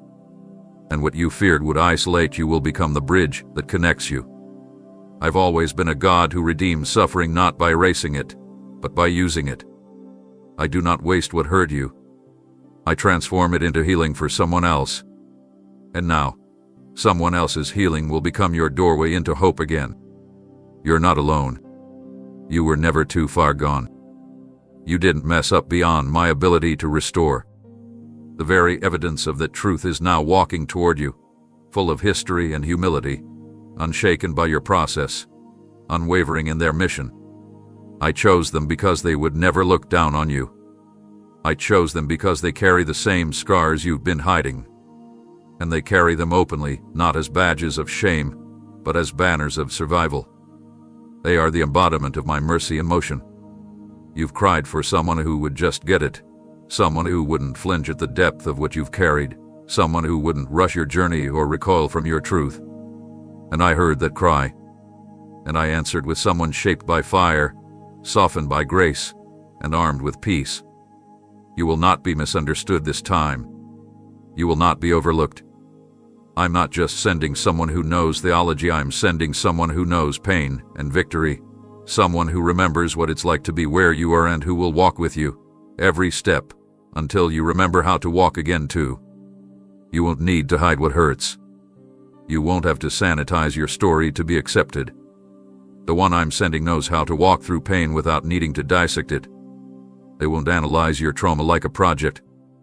They will sit with you in the weight of it and remind you that even shattered things still have sacred worth. They're not coming to inspect your broken places, they are coming to honor them. Because they've lived through the same aching silence, the same haunting memories, the same longing for someone who would just stay without turning away. I made sure they didn't skip their own process of healing because I needed them to carry authenticity, not just wisdom. They know the ache of being misunderstood, the sting of being overlooked, the despair of feeling like healing is always promised but never fully delivered. And still, they remained in my presence. They didn't fast-track their journey, they let me walk them through every hidden corner of their pain. They let me restore them slowly, layer by layer. And now, they don't carry pity, they carry power. But not the kind that boasts. The kind that enters quietly and makes space for others to heal without shame. They've learned to see scars not as blemishes, but as stories that survived the fire. That's why I trust them with you. I've allowed their own wounds to teach them how to respond to yours, not with hesitation, but with humility. They'll know how to sit with your silence without rushing it. They'll know how to respond when words won't come, because they remember the weight of carrying pain that didn't have language. They will not shrink back when your truth spills out raw and unfiltered. They'll honor it like sacred ground, because they know that holiness often hides in vulnerability. This is why I didn't send someone who hasn't been through anything. I sent someone who has walked with me through storms that nearly took them under. They've wept, wrestled, doubted, and still said yes. That kind of yes doesn't fade. It strengthens. It deepens. It softens. And now, he arrives in your life not to instruct you, but to walk beside you until your own yes resurfaces from beneath the rubble. You won't need to wear masks anymore. You won't have to pretend that you're fine when you're crumbling. They'll see through the layers, without violating your process. They'll speak gently where others have shouted. They'll wait when others have pushed. Because what they carry is not performance, it's presence. They know how to be near without needing to fix. And their nearness will start to mend the very parts of you that broke when no one stayed long enough to help you hold them. Their scars will speak silently to yours, saying, "You are not alone. You are not beyond repair. You are still worthy of love." You'll feel safety in their company, not because they avoid truth, but because they carry it without a blade. They carry it like balm. Your story may not match yours detail for detail, but the essence will. And that essence will reach you in ways no speech ever could. I prepared them to walk slowly, to carry kindness like firelight, warming what's been cold in your spirit. They will not question why it hurts, they will simply hold space for the healing to begin. I'm sending someone who knows how to kneel with the broken, not just pray for them from a distance. They understand what it feels like to bleed emotionally and still smile publicly. And that understanding is not their weakness, it's the oil they carry. When they sit with you, you'll feel the presence of one who understands without words. And that presence will not be intimidating, it will be invitation. A call to return to the parts of yourself you locked away. You are not too broken. You are not too far gone. I'm sending someone who sees beyond the wound and calls forth the wonder. You've been there and they've come back carrying something sacred just for you. There are things inside you that have lived in silence for too long, questions you didn't know how to ask, emotions you didn't have permission to release, wounds you didn't think anyone would understand if you dared to reveal them. You've mastered the art of keeping things buried, packaging your pain into acceptable forms, rehearsing strength for a world that doesn't see the weight behind your endurance. But I see it all. And I know there are places in you that language has never been able to reach, regions of your heart so layered in ache that even prayer felt like too much. That's why I am sending someone who will not just speak to you, but speak for you. My spirit has whispered your hidden thoughts into their soul. I've given them phrases you never dared utter out loud, truths you've choked down out of fear of being too much, too deep, too complicated to be received. They will carry words that find you in the unspoken spaces. They will open their mouth, and you'll feel the pressure inside your chest start to break, not because they figured you out, but because I gave them what only I could know. This is not emotional coincidence. This is holy communication. I am placing supernatural articulation in their voice. They will declare what you couldn't explain, name what you couldn't describe, and untangle the web of feelings that even you couldn't decipher. Their mouth will carry my breath. Not because they are better, but because they are yielded. They didn't ask for this ability, they were entrusted with it. Because I needed someone willing to speak with reverence, not arrogance. They won't speak over you. They will speak with you, aligning heaven's vocabulary with your heart's quiet cries. I've chosen someone who knows what it feels like to be unheard, unseen, misread. And that history has softened them, shaped them, purified their tongue to carry not just sound but salvation. Your voice will be a vessel, and you'll feel it like water hitting dry ground the moment they speak what you thought you'd never be able to say. Your soul will respond before your mind catches up. You'll feel tears rise not from sadness but from release. Because finally, someone will echo the groan your spirit has carried alone for years. And that echo is no accident, it's the signal that heaven has found you. I am giving them vocabulary for your valley. They are coming with language that lifts, not lectures. When they speak, it won't just be revelation, it will be recognition. You'll hear your own heart translated through their obedience. And that moment will be the beginning of deliverance, not because something magical is spoken, but because you will finally be heard by me through them. I am dismantling the belief that your story is too much. I am breaking the lie that silence is safer. I am undoing the agreement you made with hiding. And I'm doing it gently through someone who will speak with such precise compassion that shame won't be able to survive in the room. They will not weaponize what you reveal. They will not shrink back when your truth comes undone. They will not misuse their access, because they have paid a price for the kind of voice they carry. It was birthed in surrender, not ambition. That's why I trust them to carry my sound for you. You'll feel it when they speak. It won't just enter your ears. It will land in your soul, like a letter finally delivered to the right address after years of delay. Don't be surprised when you weep. Don't apologize for the floodgates that open. It's not weakness, it's the weight of divine language entering places that have been waiting for years to be acknowledged. This is the mercy of your Father. This is the answer you didn't know how to request. I'm sending a voice to reach where silence grew too heavy, and that voice will carry my heart for you, exactly as you've needed to hear it. You've been trained by disappointment to expect either too little or too much. You've either settled for what seems safe, or demanded proof of flawless strength before allowing anyone close. But the one I'm sending will not come polished in the way the world measures worth. They will not match every expectation your defenses have constructed. They might look ordinary, speak softly, or even stumble when they first try to connect. And that's where I want your heart to listen deeper, beneath the appearance, beneath the presentation, beneath the packaging. Because what they carry isn't in their perfection, it's in my presence flowing through them. Don't let old patterns talk you out of new healing. If you scan them for flaws, you will find them. If you measure them against human ideals, they may come up short. But if you open your spirit to discernment, you'll recognize something holy in atmosphere, a warmth, a quiet depth that touches you without explanation. That's me. That's what I've placed inside them. Not noise, not performance, not grandiosity, but the quiet authority of someone who have been with me. They are not coming to oppress you. They are coming to carry me into the places you didn't even realize were still locked. And yes, they will be human. They will still be learning. But what makes them sacred in this assignment is not how refined they appear, it's how surrendered they are. They will walk with questions of their own, with tender places of process, but they will never let their imperfection get in the way of obedience. And because of that, my presence will rest on them like a mantle. You'll know it when you're with them. Your heart will settle, not because you understand everything, but because you sense me in the space between. I'm asking you now, don't idolize an image. Don't let your wounds demand a version of help that doesn't exist. Help rarely looks like a savior. It often looks like a person who limps but keeps walking anyway.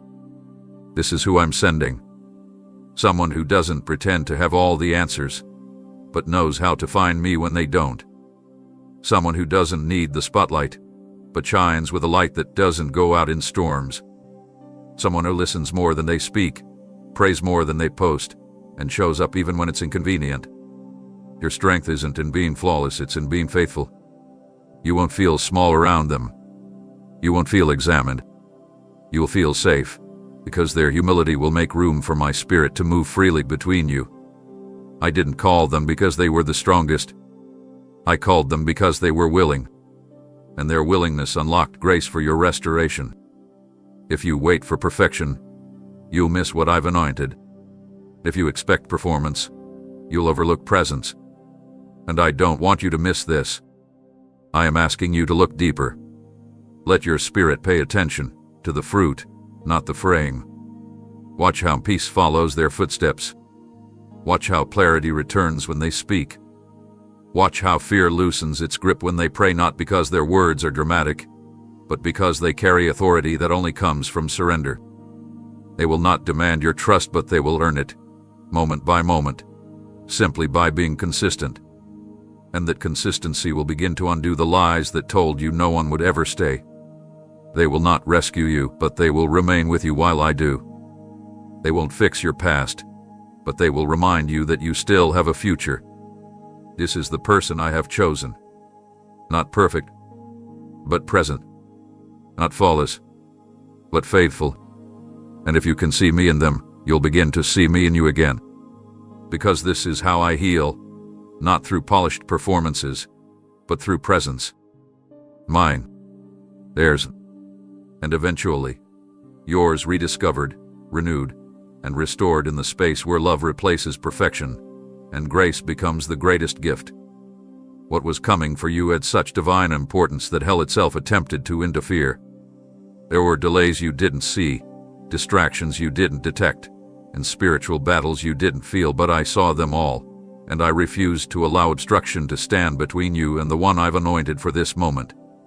You wondered why things felt stalled, why relief seemed close yet unreachable, why the right help never quite made it through. What you didn't know is that forces were working overtime to detour the one carrying your breakthrough, because darkness recognized what you hadn't even fully discerned, that when the two of you finally collided, chains would start snapping. The enemy didn't fear their charisma, he feared their calling. He feared what would be awakened in you when their obedience touched your hunger. He feared what would happen when two wounded, willing hearts aligned under my authority. So, yes, attempts were made to detour, delay, distract, even discourage the one I appointed to come to you. But what I ordained cannot be overruled. I shattered timelines. I disrupted plans. I silenced accusations and circumvented systems to clear a path for their rival. I broke protocol not because I am reckless, but because I am relentless about you. You are too important to me. Your healing is not optional. Your restoration is non-negotiable. So I intervene. I eroded them through fire. I redirected them around betrayal. I walked with them through silence, through struggle, through solitude, so they would arrive refined not just for themselves, but for you. Every delay they faced was repurposed as training. Every closed door they hit became another layer of preparation. Because when they finally show up, they won't just arrive, they will carry everything needed to meet you where your soul has stalled. Don't assume their journey was smooth. It wasn't. It was warfare. It was uphill. It was personal. But they didn't give up because I wouldn't let them. They tried to reason with me, God, I don't know where I'm going. But I kept whispering your name. Even when they didn't know you yet, their spirit was stirred for someone waiting, someone crying out, someone hanging on by a thread. That someone was you. And so I pushed them forward. I cleared the path. I closed off every counterfeit assignment that tried to keep them stuck in places too small for their calling. Because I couldn't afford for them to miss you. And now, the timing is right. They are arriving with divine urgency, not because they are rushing, but because what you've carried for too long can no longer wait. The enemy tried to stall their obedience, but I reign over time. I accelerated what was necessary. I overturned every lie they believe about their worth, their readiness, their capacity to be used again. I washed their feet in grace, crowned them with resolve, and whispered one more instruction. Go. Lay ready. And now here they come, not in pride, but in power. Not in perfection, but in purpose. Not a vershowed by versailles. You've waited, and they've wandered, but now both journeys converge under the weight of my will. This is bigger than a meeting, it's a collision of destinies the enemy never wanted fulfilled. That's why I had to move. That's why I had to break through dimensions of resistance. Because what you need and what they carry must finally meet. And when they arrive, don't look at the road behind them, look at the fire they carry from having walked it. They will not come empty. They will not come confused. They will come prepared. And everything that tried to separate you will lose its grip the moment their obedience touches your desperation. I broke protocol because love is louder than law, and I could not bear to let the assignment be intercepted. I sent them for you, and now, nothing will stop them from getting there. You've experienced too many brief moments of relief that never lasted, too many flickers of hope that faded before they had time to burn. And I know what that's done to your trust. I've watched you brace yourself for loss even in the middle of blessings, silently wondering when the next disappointment would arrive. But this time, it's different. This is not a fleeting visitation. This is not a feel-good moment designed to pass. What I'm releasing into your life now is not seasonal, it's foundational. It's the start of something new that cannot be reversed. I'm not sending someone to soothe you, I'm sending someone to shift you. Permanently. This is not a high followed by another low. This is a line drawn in the spirit that marks the end of cycles and the beginning of alignment. The one I've anointed for you isn't coming to be a temporary voice there, carrying the blueprint of your next chapter. They are arriving with divine permission to anchor you where everything once felt unstable.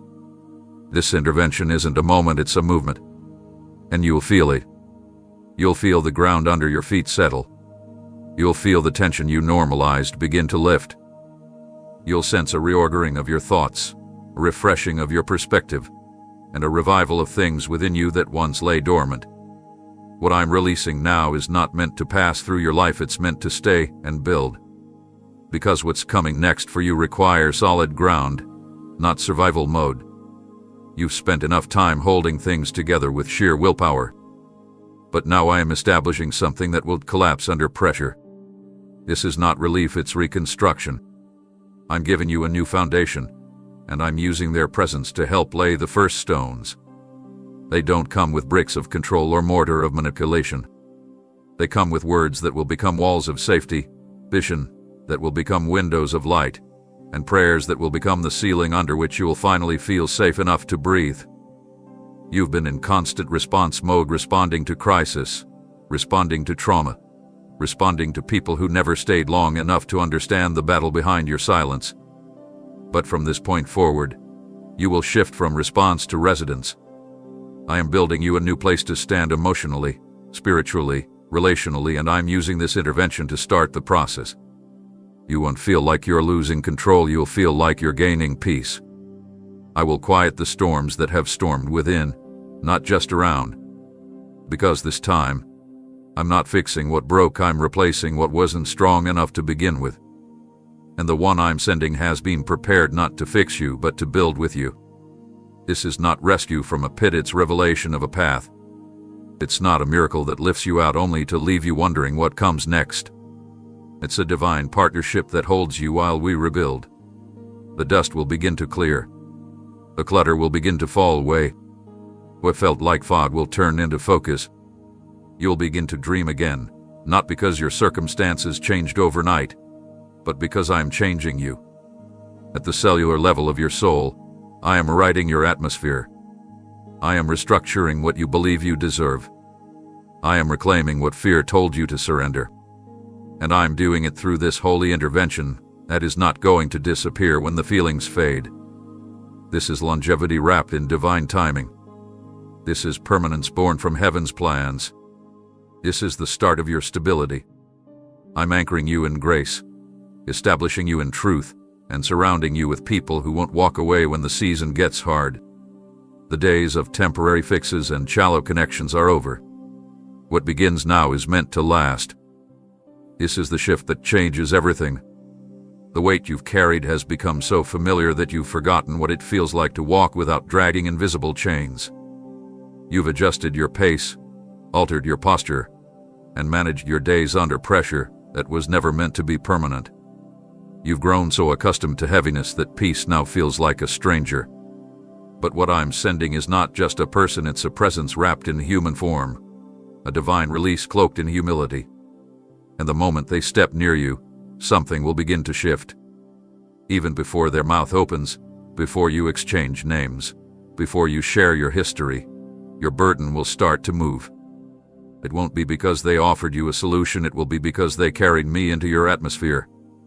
My spirit rests upon them so heavily that oppression can't coexist with their presence. Chains begin to tremble at their footsteps. Fear starts to loosen its grip simply because they've entered the room carrying an anointing specifically for your breakthrough.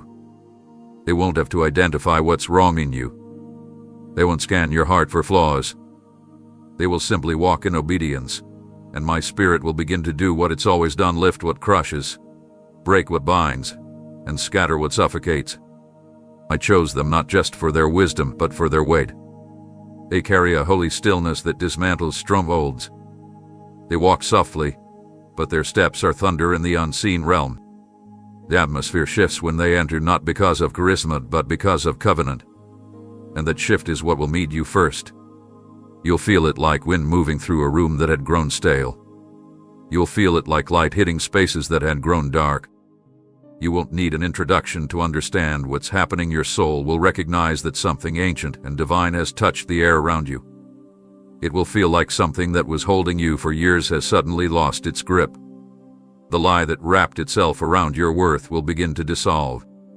The shame you kept wearing like armor will start to fall away. And you won't even know why you're breathing differently, you'll just know you can. This is what happens when my presence walks in through the life of someone who's been shaped in surrender. They are not bringing noise, they are bringing alignment. And everything inside you that's been twisted by trauma, contorted by survival, and compressed by disappointment will begin to stretch again. Not by force, but by freedom. I'm not sending them to oppress you, I'm sending them to release you. They may not even understand the full weight of their assignment. But I do. Because I'm the one who put it in their bones. I'm the one who wrote your name on their spirit before they ever knew your face. I'm the one who breathed into their waiting so they could carry peace into yours. You will not need to explain your pain for the atmosphere to respond. Their arrival will carry the authority to command what's been holding you to let go. Your body may weep before your voice speaks. Your heart may open before your mind understands. Don't resist it, let it happen. It's not emotionalism, it's spiritual release. I am giving you rest, and I am using this moment to do what your strength could never accomplish alone. You've cried for the burden to lift, begged for the weight to break, hoped for something real to reach the ache you could never articulate. And this is it. This is me, answering with a person who will carry no agenda except love, no script except truth, and no power except mine. What you've been carrying will begin to fall before a word is spoken, because their presence is evidence of my promise, and my promise is freedom. I've never been late, not once. Even in the times you felt forgotten, even when it looked like nothing was moving, I was orchestrating timing with a precision your eyes couldn't trace. What felt like silence was actually strategy. What you perceived as delay was divine restraint. I've seen your desperation build, your faith tremble, your questions pile up like stones too heavy to carry. And while you wondered if I was distant, I was aligning the arrival of something so sacred, it had to wait until your heart could hold it. I could have sent your help sooner, but if I had, you might have rejected it. You weren't the problem, but your environment, your understanding, your emotional posture still needed to shift so you could recognize the gift without pushing it away. So I waited, not out of cruelty, but out of compassion. I didn't want you to misuse what was sent to mend you. I didn't want you to shrink back from a presence meant to lift you. I knew exactly how much pruning your spirit needed to fully receive what I had been preparing. You see, true deliverance isn't just about timing, it's about readiness. And you're finally there. Not because you're perfect, but because you've been refined. Because you've surrendered pieces you used to protect. Because you've laid down the masks, loosened the control, admitted your need, and stopped pretending you had nothing left to unlearn. That surrender is what made this the right time. You're not being rescued in weakness, you're being entrusted in maturity. I waited until the soil of your heart was soft enough to receive healing without resistance, until your soul was quiet enough to hear me without interruption. And now, what you once would have called interruption, you'll call intervention. You've tried to create openings where I never asked you to dig. You've tried to force progress in rooms I never authorized. And each closed door crushed your spirit a little more, until you mistook delay for denial. But I never said no. I said not yet. I said I'm protecting you from settling for something shallow when I'm preparing something sacred. You were being punished, you were being preserved. The one I've chosen for this moment, the person I've hidden, prepared, refined, is not a product of rushed process. They too had to grow. They had to bleed. They had to be stripped of their own misconceptions before they could hold space for yours. They had to be made new before they could carry what would make you whole. Their timing is part of your testimony, and your journey is part of theirs. I didn't bring them sooner because you weren't just waiting on them, they were waiting on you. Waiting for your walls to lower. Waiting for your defenses to soften. Waiting for your hunger to outweigh your fear. This moment, this convergence, it is divine, deliberate, and full of destiny. Every second of silence was soaked in meaning. I heard every prayer you whispered with a cracked voice and a guarded heart. I felt every moment you begged for change but feared what change might cost. I was there when you started preparing without even knowing what you were preparing for. And now, look around. The room has changed. The atmosphere has shifted. Not because you manipulated anything, but because you matured into it. You finally outgrown the survival that once kept you safe, but made you small. And now you're ready. Ready for connection that doesn't come with strings. Ready for healing that doesn't come with shame. Ready for help that doesn't make you feel helpless. You're ready for someone who won't just see what's strong about you, but who will understand what still aches underneath. This delay was your deliverance in disguise. And now, as everything aligns, you'll realize that what once felt like God's absence was actually His accuracy. I waited not to hurt you, but to make sure this moment heals you in ways that last. Every detail had been divinely synchronized. Every turn you took that felt like a detour, every season that felt like delay, every connection that broke before it could blossom, it was all part of a greater choreography. I've been moving quietly in the background, lining what felt scattered and fragmented into one seamless moment of convergence. You may have doubted the pattern. You may have assumed things were unraveling, falling apart. But in my hands, nothing is wasted. Every missed opportunity was a redirection toward the right assignment. Every not yet was making room for never again moments of wholeness. I did not let anything die in vain. I did not let you walk through confusion without cause. And now, as this ordained encounter unfolds, you will begin to see what I was arranging all along. This meeting is not a coincidence, it's a collision. A holy intersection where destiny meets readiness, where what's been growing in the dark finally comes to light. The one I'm sending didn't just wander into your life. They were ushered in on the wings of obedience. Their steps have been measured, their timing refined, their heart tested, and their hands filled with exactly what this hour demands. This is not a general blessing. This is a targeted move. I've matched their journey to your need, their experiences to your questions, their insight to your hidden wrestlings. They won't have to search for what to say or wonder how to respond, because I've already whispered into them what your soul has been waiting to hear. They are not just coming to encourage you.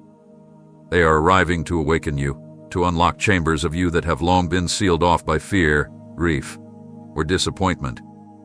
This alignment isn't just horizontal, it's vertical. Heaven is leaning into this connection. My presence will hover over every word exchanged, every silence shared, every prayer whispered between breaths. What I have ordained in this alignment cannot be undone by past trauma, personal insecurity, or spiritual interference. I've guarded this moment with angels. I've protected it with delay.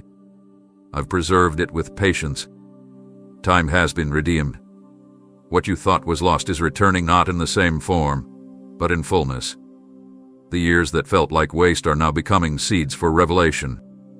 Places in you that you assumed would never feel again will begin to stir.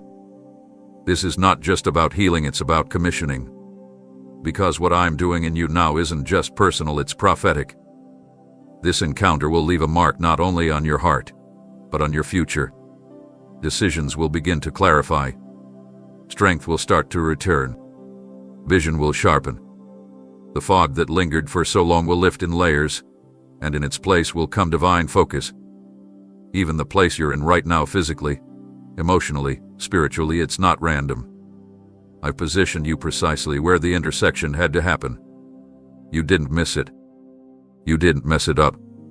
I slowed it down so you could fully receive it. Because this kind of encounter isn't about speed, it's about substance. And I'm pouring something through this connection that will outlast emotional highs and survive spiritual warfare. You won't walk away wondering what it meant. You will walk away knowing you met me in someone who carries my heart like it was carved into them through fire. They are not coming with answers to everything. They are coming with enough light for the next step. And that step will lead to another, and another, until what once felt like circles becomes a path. Until what once felt like chaos becomes clarity. You don't need to be afraid of what's next. I've already been there. I've walked ahead of you to make sure nothing could sabotage this alignment. And I promise you nothing will be wasted. Not the tears. Not the waiting. Not the pain. Not even the moments you thought disqualified you. It all leads here. And here is where heaven touches earth, and everything starts to make sense again. You've carried memories like anchors, not because you wanted to stay stuck, but because no one ever helped you release what was never meant to define you. You've lived tethered to experiences that silently reshape the way you love, the way you trust, the way you dream. So much of your present posture has been molded by what broke you back then. But I've watched long enough. And now, I'm sending someone who doesn't just sympathize with your story, they understand it on a spiritual level. Not by reading about it, not by guessing, but by revelation. They will see past the surface and into the deep. They will perceive the invisible bruises that even you've stopped noticing. They won't flinch at your history. They won't turn away from the mess. They've been anointed to step into the weight of your yesterday, not to carry it for you, but to help you release it permanently. This will be another attempt at moving on by forcing yourself to forget. I never ask you to forget, I ask you to heal. And this time, I'm initiating a restoration that begins with understanding. I am not sweeping your story under the rug. I'm laying it bare under the light of my mercy, and I'm doing it through someone who knows how to handle your heart without causing further damage. Their spirit is calibrated to your pain. Their insight has been forged through their own wilderness. They know what it means to be crushed and rebuilt. That's why they won't judge you for your survival mechanisms. That's why they'll offer patience where others gave up. This is my way to send healing that understands you, not one that merely pities you. When you begin to speak, if words come at all, you'll find that they already know. They'll not because they're pretending to care, but because their soul resonates with the places you thought no one could reach. And as that resonance takes root, the weight of your past will begin to shift. You will not forget everything that happened, but you will no longer carry it as a burden. You'll begin to feel what you thought was impossible: lightness. Not because the past changed, but because the grip it held over you was finally broken by understanding. The kind that doesn't invalidate what happened, but instead says, "Yes, I see it all, and you are still loved, still worthy, still chosen." This isn't about psychology. It's about redemption. I'm redeeming your emotional timeline. I'm reaching into events that seemed unhealed for so long, not by rewinding time, but by rewriting what time left behind. I've hidden this kind of healing in a human who carries me so deeply that their eyes will remind you that the worst thing you survived wasn't the end of your story. They won't rush you through your narrative. They'll sit with it, honor it, and then gently guide you back to a perspective you lost, that I never abandoned you. Even in those moments, even when you were convinced I looked away, the person I'm sending knows how to walk someone back into truth without shaming them for how long they stayed in the lie. They carry a force not of control, but of compassion with clarity. And when that clarity meets the chaos that's been looping in your thoughts for years, you'll feel something start to unlock. You'll feel the heavy memories begin to lose their sharpness. You'll feel your identity begin to loosen from the labels that were put on you during those old seasons. This is not temporary emotional relief. This is deep structure healing. I'm not just lifting the weight, I'm dismantling the altar it sat on. That false belief that said this is who I'll always be is crumbling now. That resignation that whispered it's too late to recover is being silenced. This is what divine understanding does. It steps into rooms where trauma once lived and reclaims them for glory. It transforms your history into holy ground. And through this sacred connection I'm ordaining, I am proving to you that I never needed you to be perfect. I only needed you to receive the healing I had planned from the beginning. You forgot not because you're weak, but because pain has a way of clouding memory.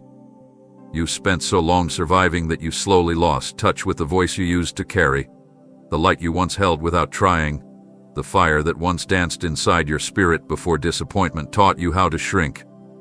Life didn't ask for your permission before it placed those burdens on your back. One by one, they added weight until your reflection no longer matched what I spoke over you. And somewhere in the quiet, you began to accept a version of yourself that was never born from me. But I didn't forget. I didn't adapt my plans based on your struggle. I didn't rewrite your identity because your journey took longer than you hoped. I preserved your original design under layers of weariness, waiting for this very moment when the one I've chosen would arrive, not to introduce something new, but to call back what was never lost in me. They come not with pressure, but with precision. Your assignment isn't to fix you, it's to reflect the version of you that's still alive, even if buried. The person you were before heartbreak muted your voice. The child who laughed without fear. The dreamer who believed the impossible without calculation. That person still exists, even if you've lost the roadmap. And I've placed the coordinates inside the one I'm sending. They will not project their image onto you. They will hold up the mirror you've avoided, the mirror that shows your real face, not the one shaped by survival or formed by fear. You won't feel exposed, you'll feel found. And that finding will ignite something sacred.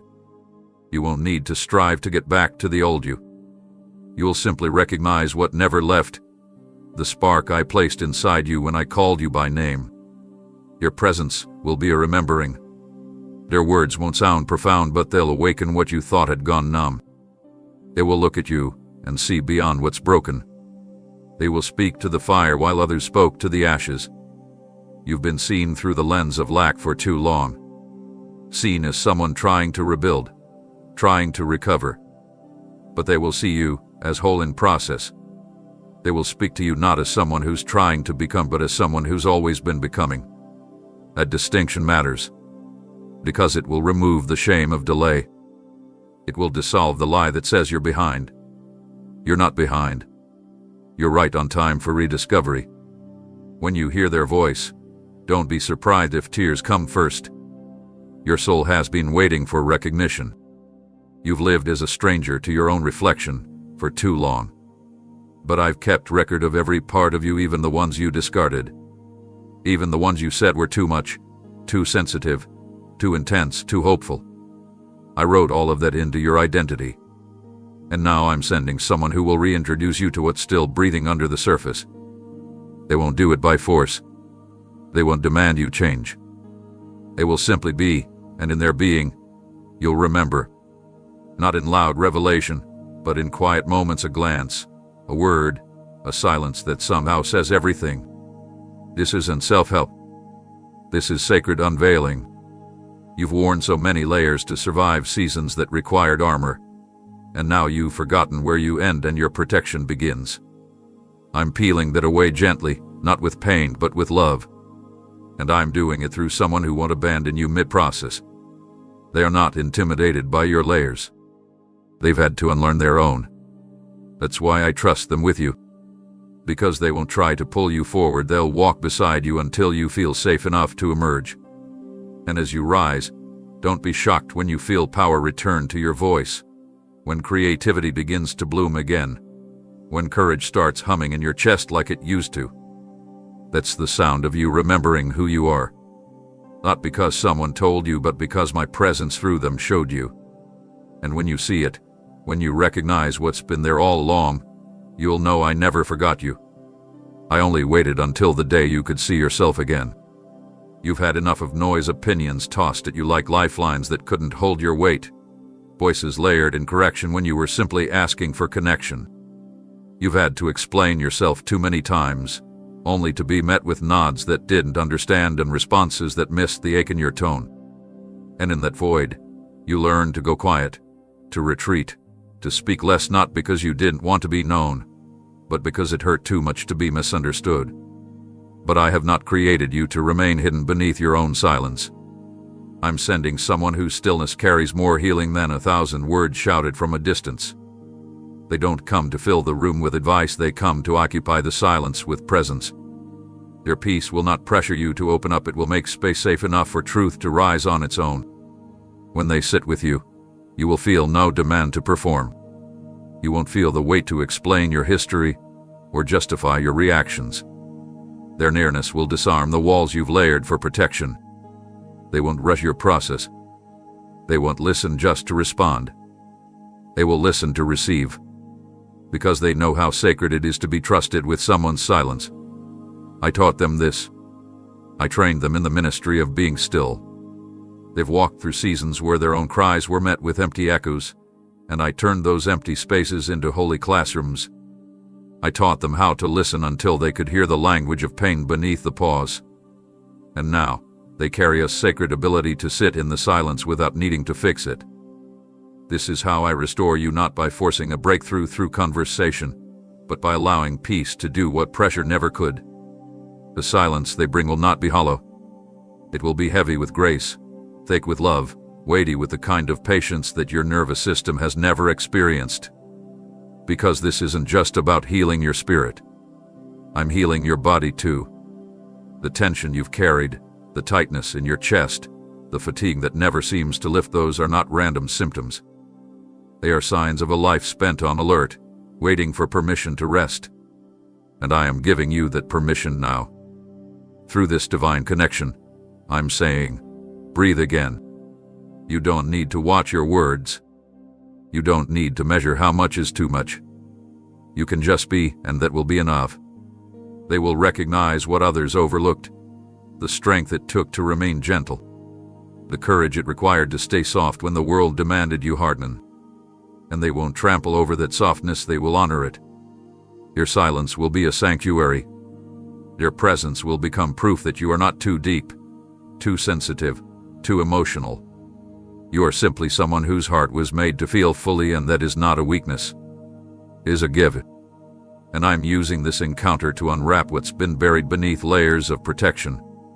In their stillness, you'll feel heard. Without interrogation, you'll feel known. Without being pulled, you'll feel led. And slowly, gently, you'll find your own voice returning, not because they told you who to be, but because they reminded you that your voice matters. That it was never lost, only quieted by environments too noisy to hear it. But now, that environment is changing. You are stepping into a space where silence isn't awkward, it's holy. Where silence isn't emptiness, it's healing. Where silence isn't avoidance, it's invitation. I'm not asking you to open your heart on command. I'm simply placing you in the presence of someone who knows how to wait with you until you're ready. This is what I do. I meet you not in the shouting, but in the whisper. Not in performance, but in presence. And in this moment, I'm showing you that stillness can speak, and when it does, every fear, every panic, every lie that told you love had to be loud will finally be silenced. You've been around many who offered help, but only if they could stand over you. You've seen what it's like to be given pieces of hope with strings attached, words dressed as wisdom but wrapped in superiority. You've grown guarded, not because you lack faith, but because you've learned how costly it can be to receive from someone who makes your pain about themselves. But I'm not like them, and neither is the one I'm sending. This time, I've chosen someone who knows how to lift without needing to be seen. Someone who understands that true help doesn't need a platform. They don't need to be your savior, they only need to be available. Because they know the value of what's been placed in their hands, and they would rather carry it quietly than risk you feeling small under their shadow. They have no interest in being worshipped. They carry no pride about their calling. They've been humbled in hidden places. They've lost much, but what they gained in the fire was purity of heart. Their motives have been sifted. Your agenda has been burned away. They are not coming to use you to validate themselves. They are coming to serve, and their service will not make you feel indebted. It will make you feel seen. You will not owe them your story, they will honor it like treasure, not transaction. They understand that healing is not a moment to be credited, it's a miracle to be witnessed. And because of that posture, you'll begin to trust again. Not because they convince you, but because their lack of performance will speak louder than any eloquence could. You've learned to recognize authenticity, and when they enter your life, their presence will ring true in the parts of you that have been silent for too long. You'll feel your guard begin to lower, not because they asked you to trust them, but because they never asked for anything. Their love won't press, it will wait. Their discernment won't expose, it will cover. They'll feel more like a shelter than a voice. And in that shelter, you will find your breath again. This is what I meant by protection. Not just from enemies, but from being misused in moments of vulnerability. I know how sacred your process is. I know how long you've held certain parts of your story, waiting for a place safe enough to unpack them. This is that place. They are that place. I've hidden gentleness in their strength, wisdom in their silence, and patience in their passion. They're not rushing towards some glorious reveal, they're walking slowly, deliberately, because they understand that this connection isn't about being seen, it's about seeing you. Clearly, deeply, tenderly. This next chapter of your life isn't going to start with a spotlight. It's going to start with a presence that listens more than it leads, a presence that holds more than it speaks, a presence that enters your world without trying to rearrange it, but instead gently begins to reveal the beauty still buried within it. They will come to be your anchor. They'll help you find the anchor already inside you. They will replace your voice. They'll help you recover it. And through this holy connection, I'm restoring the balance that was stolen from your previous relationships, the ones where you gave more than you received, where you carried the weight of others while no one noticed your arms were shaking. I saw that. And now I'm answering it. I'm rewriting that pattern through someone who knows how to give without draining you, how to support without silencing you, how to hold space without making it about themselves. Their joy will come not from what they can extract, but from how they can add to your strength, to your peace, to your sense of safety in this world again. This is what it looks like when heaven sends help with no ego. Help that holds, that harms. Help that stays, not stuns.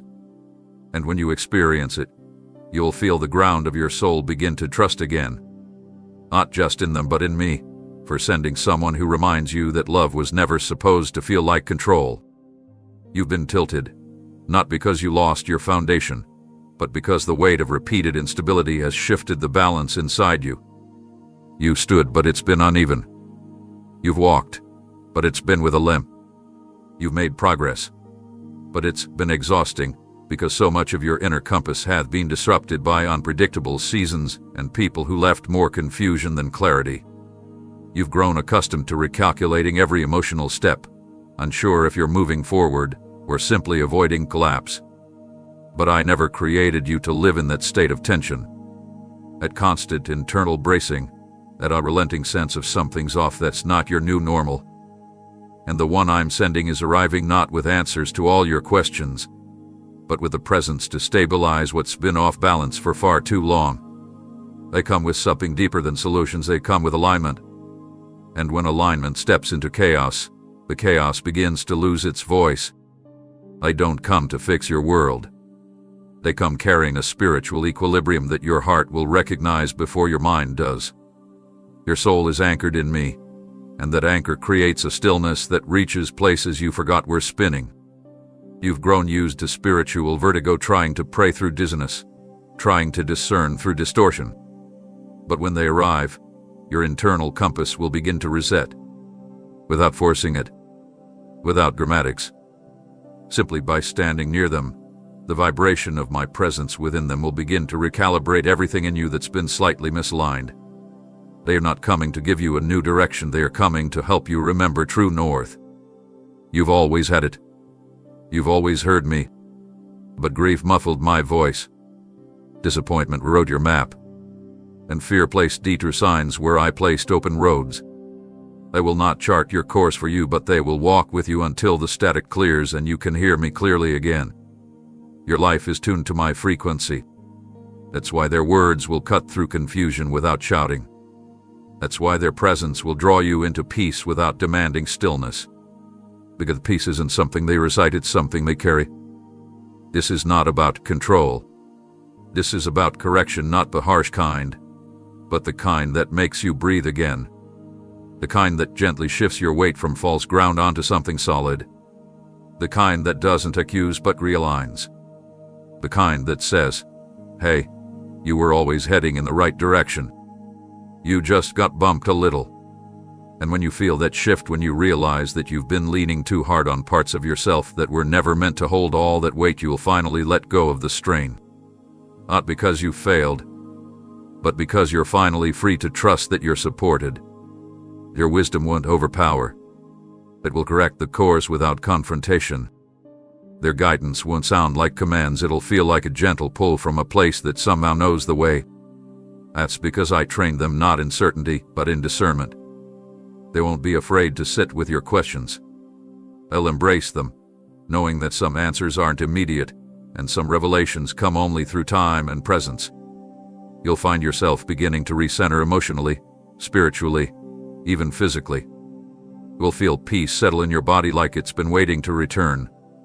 You will notice how your mind doesn't race quite as much, how the tension in your chest doesn't scream like it used to. That's because the misalignment is healing, not all at once, but consistently, undeniably, beautifully. And don't be surprised when clarity follows. Decisions that felt too heavy to touch will become lighter. Emotions that felt entangled will start to separate into truth and fear. Because I didn't just send someone to comfort you, I sent someone to restore your rhythm. They carry my timing, my balance, my peace. And their life will become a mirror that helps you see what's possible when everything inside you begins to agree with what I've been saying all along. This is how alignment begins. Quietly, powerfully, permanently. You stood at the edge of many new beginnings, only to walk away, not because you weren't ready, but because you were afraid to hope again. You've reached out only to feel doors close. You've poured your heart into new chapters that turned into old wounds. And somewhere along the way, your soul began to whisper, Maybe this is as far as I go. You stopped saying it out loud, but it echoed in your choices. You dreamed smaller. You prayed safer. You avoided the tender places in your heart where disappointment built walls and called it wisdom. But I saw all of it. And even when you stopped asking for more, I never stopped planning it. I never surrendered the life I spoke over you just because pain tried to edit your desire for it. And now, right now, I'm sending someone who will stand in front of that closed-off part of your heart and become the key you didn't know you needed. They are not coming to kick down doors. They are not forcing you into change. They are arriving with presence, not pressure. Their life has been shaped in such a way that simply being near them will reawaken the parts of you that still believe in the impossible. Their eyes will carry something you forgot existed, promise that doesn't pretend, and peace that doesn't fade. When you look at them, you'll start to remember what it felt like to expect good things again, not because they offer them, but because my spirit through them reveals that they are still possible. This is how I lead you into new life, not always through dramatic events, but often through divinely appointed people who carry my breath into your broken spaces. They won't try to fix your pain. They will respect it. They'll understand that some parts of you need space to open, not solutions. And as they gently walk with you, they'll do something no one else could, make you want to live fully again. They would give you permission that was never theirs to give. But their presence will remind you that you were always allowed to want more. That your dreams didn't die, they were just buried under the weight of waiting. You've been faithful in seasons of barrenness. You've loved me through silence. You've stayed present when everything in you wanted to disappear. And now I'm showing you that I didn't forget. The seeds you sowed in tears are about to meet someone who helps you harvest in joy. You've walked through wilderness alone, and I'm not ignoring the beauty in that. But this chapter, it requires partnership. And I've chosen someone whose hands won't just hold yours, they'll hold vision with you. They'll see the things you stopped talking about because you thought they were too much. And instead of backing away, they'll lean in. They'll say, let's build it. Let's believe again. And you will. You'll move forward, not because everything is perfect, but because someone finally saw the parts of you that always wanted to move but needed help remembering how. This person I'm sending is a doorway, not a destination. They are not coming to complete you. They are coming to walk with you into what's already complete in me. And as you pass through that doorway, as you begin to open again, risk again, breathe again, you'll realize you were never as far away from freedom as it felt. You were simply waiting for the one who would hold the door open long enough for you to walk through it on your own. This isn't about dependency, it's about divine agreement. When your faith meets their faith, when your scars meet their understanding, when your waiting meets their timing, something holy will happen. Movement. Not forced. Not frenzy. But deeply real. You'll find yourself stepping into rooms you once stood outside of, taking action on dreams you'd placed on pause, believing for breakthroughs you thought had expired. Because the life you thought you forfeited when lost, it was protected. And now it's time. And I'm using this person not as your future, but as your invitation back into it. You've been functioning but not fully. You've been present but not completely alive. There is a version of you that once dreamed freely, spoke boldly, loved openly, created without fear of judgment. That version still exists, buried beneath layers of survival, tucked away behind moments that broke your confidence and taught you to dim your light to stay safe. Every time you tried to step out, echoes of rejection pushed you back. Every time you began to hope again, memories whispered warnings. And little by little, the world trained you to become someone smaller, someone safer, someone quieter. But I never changed my mind about you. I never traded in your original design for this diluted version. And now, I am sending someone whose very presence will begin to break the spell of suppression that pain placed over your spirit. They will not demand that you rise. They will draw you out gently, steadily, patiently. They'll speak to the version of you that you forgot, not as an idea, but as reality. Because what I've hidden in them is the exact sound your locked-up potential hath been waiting to hear. It won't be dramatic. It won't always be loud, but it will reach you.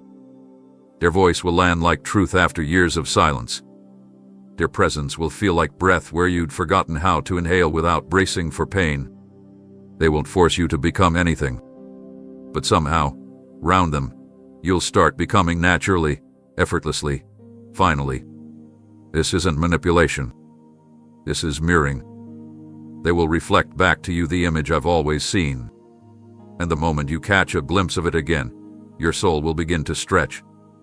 Not because they are changing you, but because they are making space for what trauma compressed. You've outgrown who you became to survive. And now I'm pulling you forward into who you were always meant to be. Don't be afraid when your old patterns start to feel uncomfortable around them. That's not resistance, it's awakening. The mask you once wore will start to itch. The roles you played to earn love will begin to unravel. The lies you internalized will begin to sound foreign. Because when truth enters the room, everything false gets exposed not with shame, but with grace.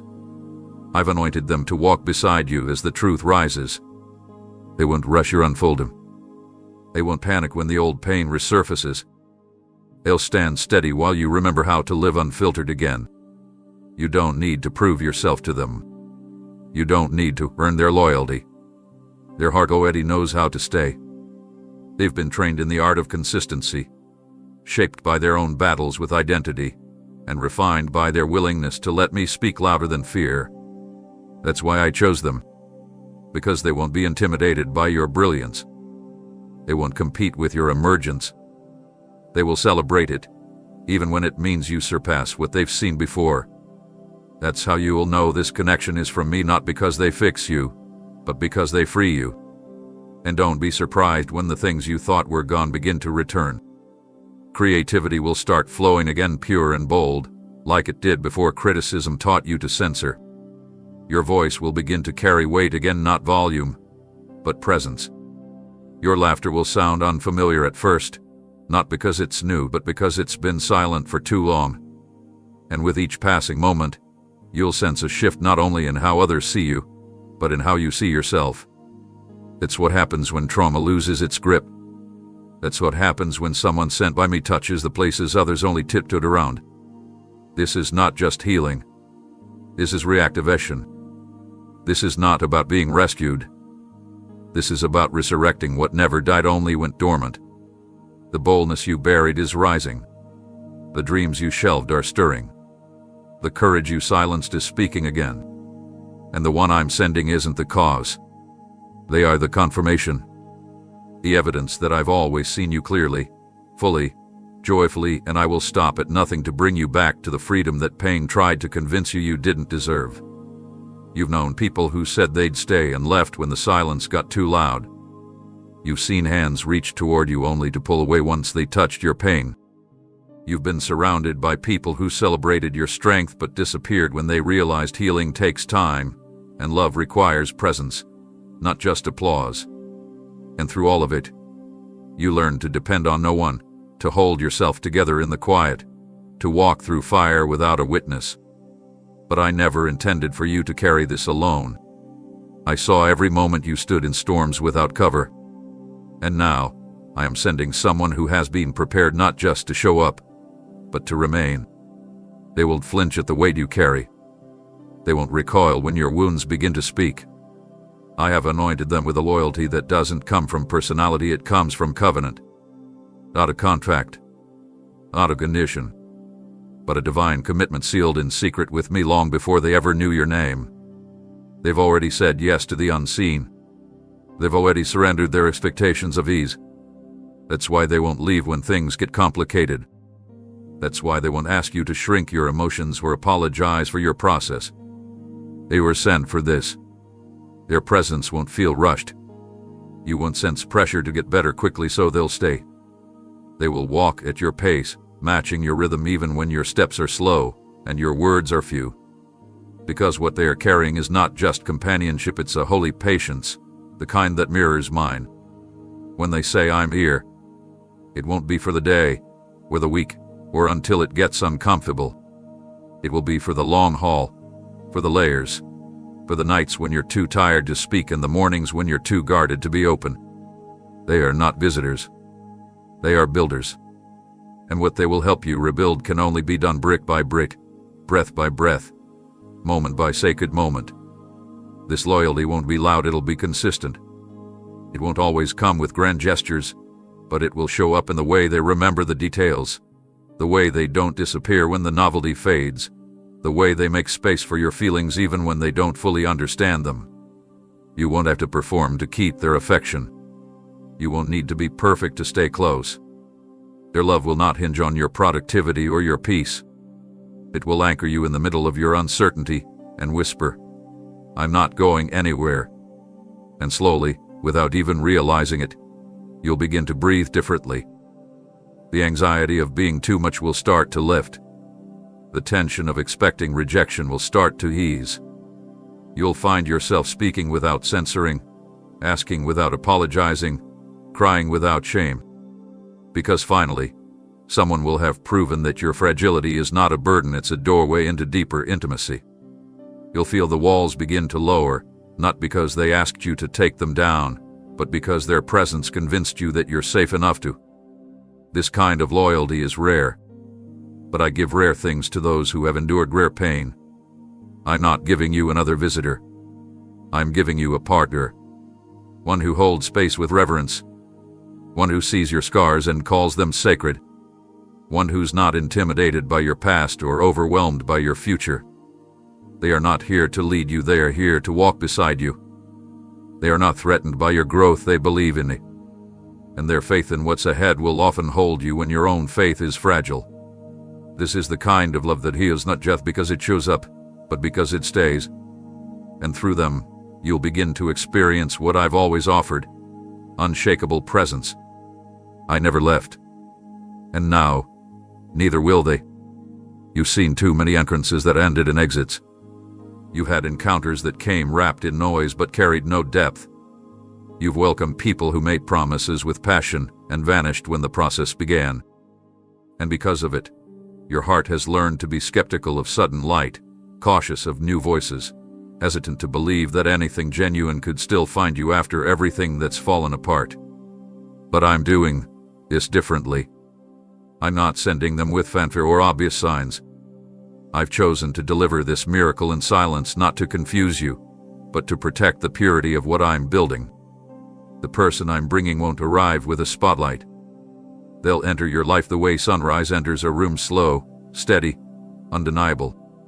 Not through flashes of performance, but through the kind of consistency that doesn't need an audience. You won't feel overwhelmed when they show up.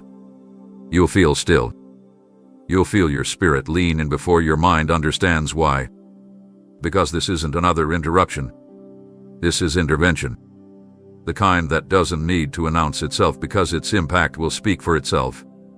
They'll come into view gently, one moment at a time, layered with quiet confirmations instead of loud declarations. And that's exactly how I intended it. If I had sent them with thunder, you might have second-guessed. If I had wrapped them in extravagance, you might have assumed it was another test. But because I know the weight of your waiting, I've chosen to answer in a way that your soul will recognize without confusion. You'll notice it in the way peace settles into the atmosphere when they are near. You'll sense it in the way your defenses begin to rest without command. You'll feel it in how nothing about them demands your attention, yet everything about them holds it. They won't rush to impress you. They'll simply be, and that being will carry the fragrance of authenticity you forgot existed. They won't try to convince you of who they are. Their life will whisper it in the way they show up, in the way they listen, in a way they make you feel safe without asking for access. They are not coming to spark a moment. They are being sent to sustain a shift, the shift you've prayed for but didn't know how to name. This is why I kept them hidden until now. Because the kind of healing you're stepping into requires substance, not spectacle. You've had enough of surface connections. You've smiled through conversations that never reached your heart. You poured from wells that ran dry because no one noticed you were empty. But now, everything changes, not because of their perfection, but because of my presence in them. They carry me, and you'll feel it. It will be subtle, like something ancient waking up inside you. And when it does, don't run. Don't resist. You're not being tricked. You're being touched by an answer I've been shaping for far longer than you know. Don't look for fireworks. Look for fruit. You'll see it in how they handle your silence, in how they respond to your story, in how they carry their own scars with humility instead of shame. They won't rush to speak, but when they do, their words will land like rain on dry earth. They'll reach into places that haven't heard truth in years. And you'll know not because of how loudly they arrive, but because of how deeply they see you without asking for performance. This is why I've done it quietly. Because this isn't for the crowd. This is for your core. I didn't send them to be a show. I sent them to be safe. I didn't send them to impress you. I sent them to impact you in a way no one else has, in a way that draws you out of hiding into healing and back into hope that doesn't have to be shouted to be real.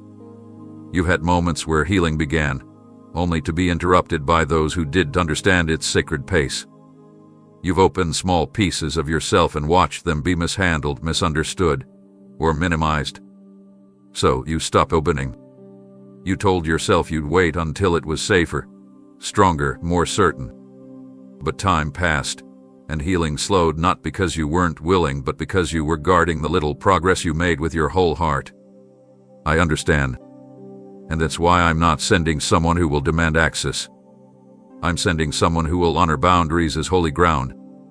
Someone who knows that real love doesn't need full access to start offering real safety. They're not arriving to touch the wounds. They're coming to guard the recovery. To stand between you and anything that would try to drag you back into what you fought so hard to rise from. They won't ask you to go deeper before you're ready. They won't force open doors that were closed for protection. Their discernment will be gentle. Their pace will be prophetic. They'll notice what others ignored not because you pointed it out, but because they've learned to pay attention to the quiet details. That's how they love, carefully, reverently, like someone who's been entrusted with something fragile and priceless. This is how I protect you in this new season. Not by isolating you again, but by surrounding you wisely. The one I'm sending is not an intruder. They're an intercessor.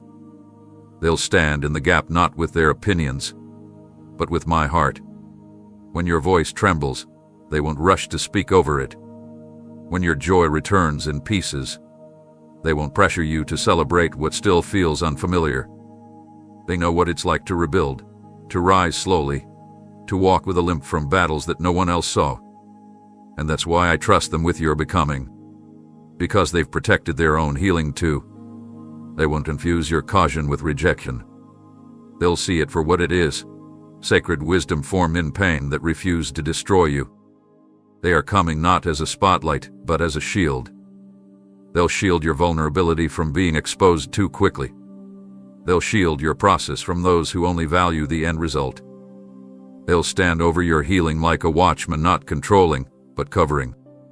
And that covering will feel new to you, unfamiliar. At first, you might question it. You might ask, why are they being so patient? Why aren't they asking more from me? And the answer will be found in their posture. They're not here to extract. They are here to ensure that what's been planted in you has time to take root. Your presence will create the kind of silence that feels safe, the kind of stillness that allows you to breathe in your own timing. You won't need to rehearse your emotions or explain your history. They will know how to wait with you, wait without discomfort, wait without agenda. Because they were made for this moment, too. This is not just about your healing. It's also about their obedience.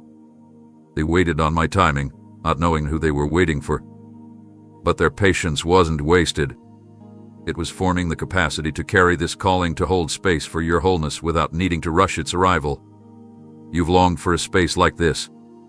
A space where healing could continue without being disrupted.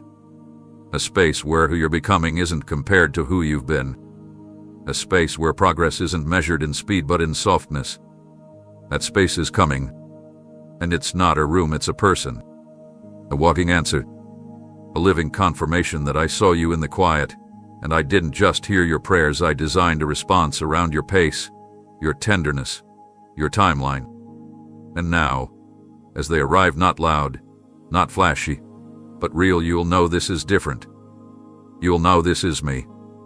Because for the first time, you won't feel like you need to defend your process. You'll simply feel it being protected. Here's a language that pain speaks without making a sound, a weight in your breath, a tremor in your silence, a pause before your smile. And for so long, you stood among people who only understood words, not weather. You've been expected to translate your inner storm into small talk. You've been asked to summarize years of ache into convenient sentences. And when you couldn't, they misunderstood your distance, misjudged your quiet, and labeled you guarded when you were actually just trying not to drown. But I've watched, and I'm not sending another listener who needs your breakdown before they believe your burden. I'm sending someone who will feel the rain in your atmosphere and choose to stay anyway. They'll enter not with umbrellas or solutions, but with reverence. They will not try to dry you off too quickly. They will simply sit in the rain until you feel safe enough to come out from hiding. They won't ask for details you're not ready to share. They won't demand vulnerability before trust is built. They've been trained in the art of presence, not just showing up physically, but being fully available spiritually. And their soul will know how to read yours, not with intrusion, but with holy awareness. This is not about being figured out, it's about finally being felt. Because I know what you've hidden behind your strength. I know how many nights you've cried without letting the tears fall. I know the battles you fought alone, while others called you brave but never saw the cost. And I know how tired your heart is of being strong for people who didn't even notice you were bleeding. That's why this person isn't being sent to comment on your pain, they are being sent to carry it with you, in silence if needed, in prayer when words won't do, in proximity even when healing feels far. You won't have to perform grief around them. You won't have to package your struggle in poetic language. They'll pick up on the things you don't say. They'll hear the sadness in your "I'm fine." They'll catch the weight behind your smile. Anda gavrande, but to cover it. To say with their nearness, you're not invisible anymore. You've spent enough time feeling unseen in plain sight. I'm changing that now. Through them. Through this divine companionship that isn't built on explanation but on empathy shaped in my presence. They know storms. They walk through their own. That's why they won't fear yours. They won't panic when you have quiet days. They won't rush you when you're processing slowly. They'll sense the shifting pressure in your spirit, and instead of asking you to calm it, they'll sit beside you and wait for the sun to break with you. Your loyalty isn't contingent on your clarity. Their commitment isn't based on your productivity. They've already been through the kind of wilderness that taught them how to recognize sacred weather systems, and you are one of them. Your silence is not an inconvenience. It is an invitation for someone safe enough to draw near without asking to be let in. They'll know when to speak and when to simply remain, and that restraint is a gift you've rarely received. They won't prod. They won't press. They'll protect. And in that safety, you'll find the courage to start unpacking what's been buried, not all at once, but naturally, gently, without pressure. Because they'll never treat your storm as a project. They'll treat it as proof that you survived. And they'll honor every drop of rain that shaped who you are now. This connection won't pull you out of your storm prematurely. It will teach you how to walk through it with company. You won't feel like you're being fixed. You'll feel like you're finally not alone. And slowly, the clouds inside will start to shift. Not because they chase them away, but because they remain long enough for light to find its way back in. This is my mercy, sent in the form of someone who knows how to read silence and respond with stillness. You are no longer weathering this by yourself. They are not afraid of your storm. They've been prepared to stand in it with you until you remember the sound of peace again. There's a delicate moment in healing where joy begins to rise again, hesitantly, softly, like a child peeking out from behind the curtain after a long storm. And in the past, when you've tried to step back into joy, it's been rushed, mocked, or misunderstood. You've laughed only to feel eyes watching, waiting to see if it would last. You've dared to celebrate, only to be reminded of what you've lost. That kind of interruption teaches you to be quiet about your hope, to hide your happiness, to be cautious, even with goodness. But I am changing that now. I am sending someone who doesn't just know how to comfort you in sadness, they know how to protect the fragile birth of your joy. They've learned the sacredness of early light. They understand that the first smile after a long season of grief isn't something to be paraded, it's something to be protected. Their hands are trained to carry not just the weight of tears, but the responsibility of tenderness. When joy comes back in pieces, unexpected, unsteady, and unfamiliar, they won't rush to amplify it.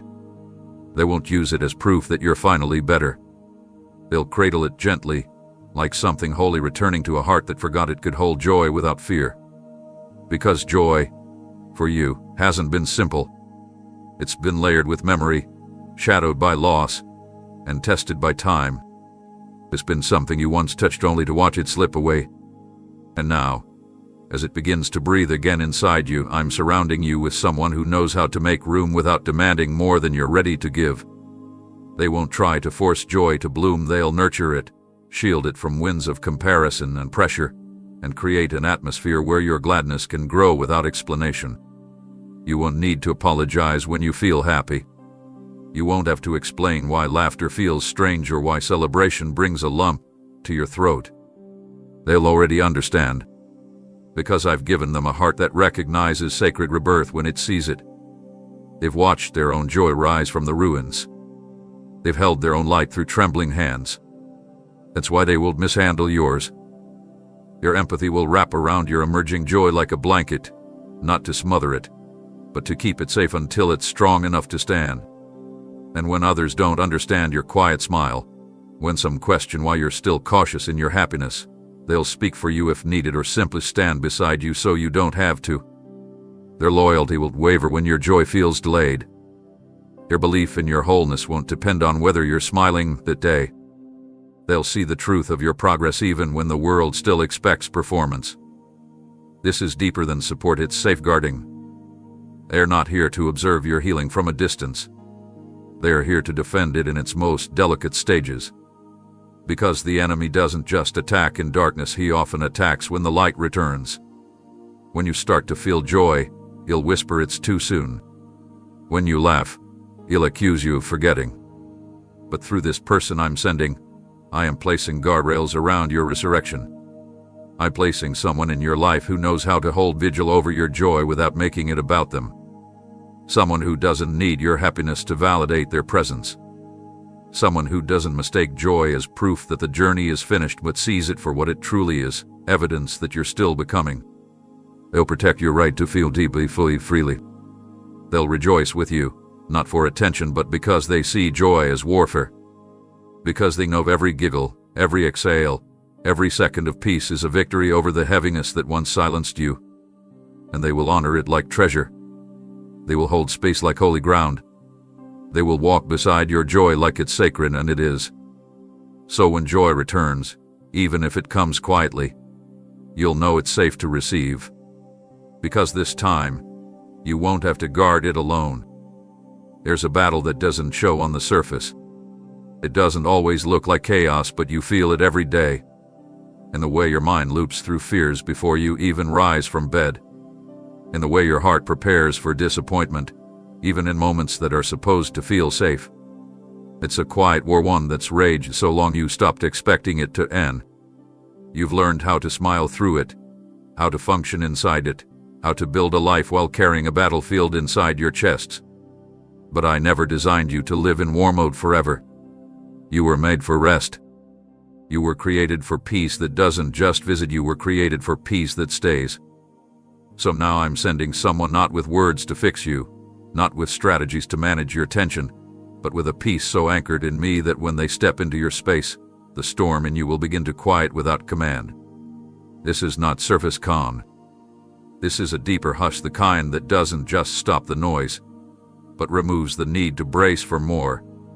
They will come with the intensity you had to match. They will come in stillness, and that stillness will begin to dismantle the urgency that's lived inside you for too long. You won't feel like you're fighting for air in their presence. You'll begin to breathe again slowly, freely, deeply. You'll notice how your body starts to relax in ways you didn't think it could anymore. The tightness in your chest won't feel so constant. The overthinking won't be as loud. Because their presence won't ask your soul to hurry, it will invite it to rest. And you'll realize you've spent years running without stopping, not because you lacked faith, but because you lacked peace. And now, I'm delivering it through someone who knows how to carry my spirit without stirring your survival instincts. They won't try to calm you down with cliches or spiritual talk that feels disconnected from your pain. They will carry the kind of quiet that speaks directly to your nervous system. Because their peace wasn't manufactured in comfort, it was forged in fire. They fought their own wars. They've had to find stillness in places where stillness felt like a myth. They know what it's like to be ruled by internal storms, and they know the sacred relief of finding someone who doesn't stir the water but sits beside you until the waves stop crashing. And now, they're being sent to sit with you. You'll feel it in their words, not because they're clever, but because they don't have to speak much at all. Their tone will carry a softness that disarms your defenses. Their pace will remind you that healing isn't a race. And their spirit will remind you what you forgot in the chaos. You are not meant to live braced for the next blow. You are not meant to flinch at kindness. You are not meant to analyze every conversation for hidden danger. You were designed to know peace as your home, not a stranger that comes and goes. I'm not just healing your memories, I'm healing your state of being. And I'm doing it through someone whose calm doesn't collapse under pressure. They will hold stillness when things feel uncertain. They will remain steady even when your thoughts feel tangled. They will walk with you through moments when panic rises, not trying to suppress it, but carrying enough peace to absorb it. Their faith won't just speak, it will settle you. And in that settling, your heart will begin to release the constant scanning, the constant second-guessing, the instinct to prepare for pain before joy even arrives. You'll stop waiting for the moment to be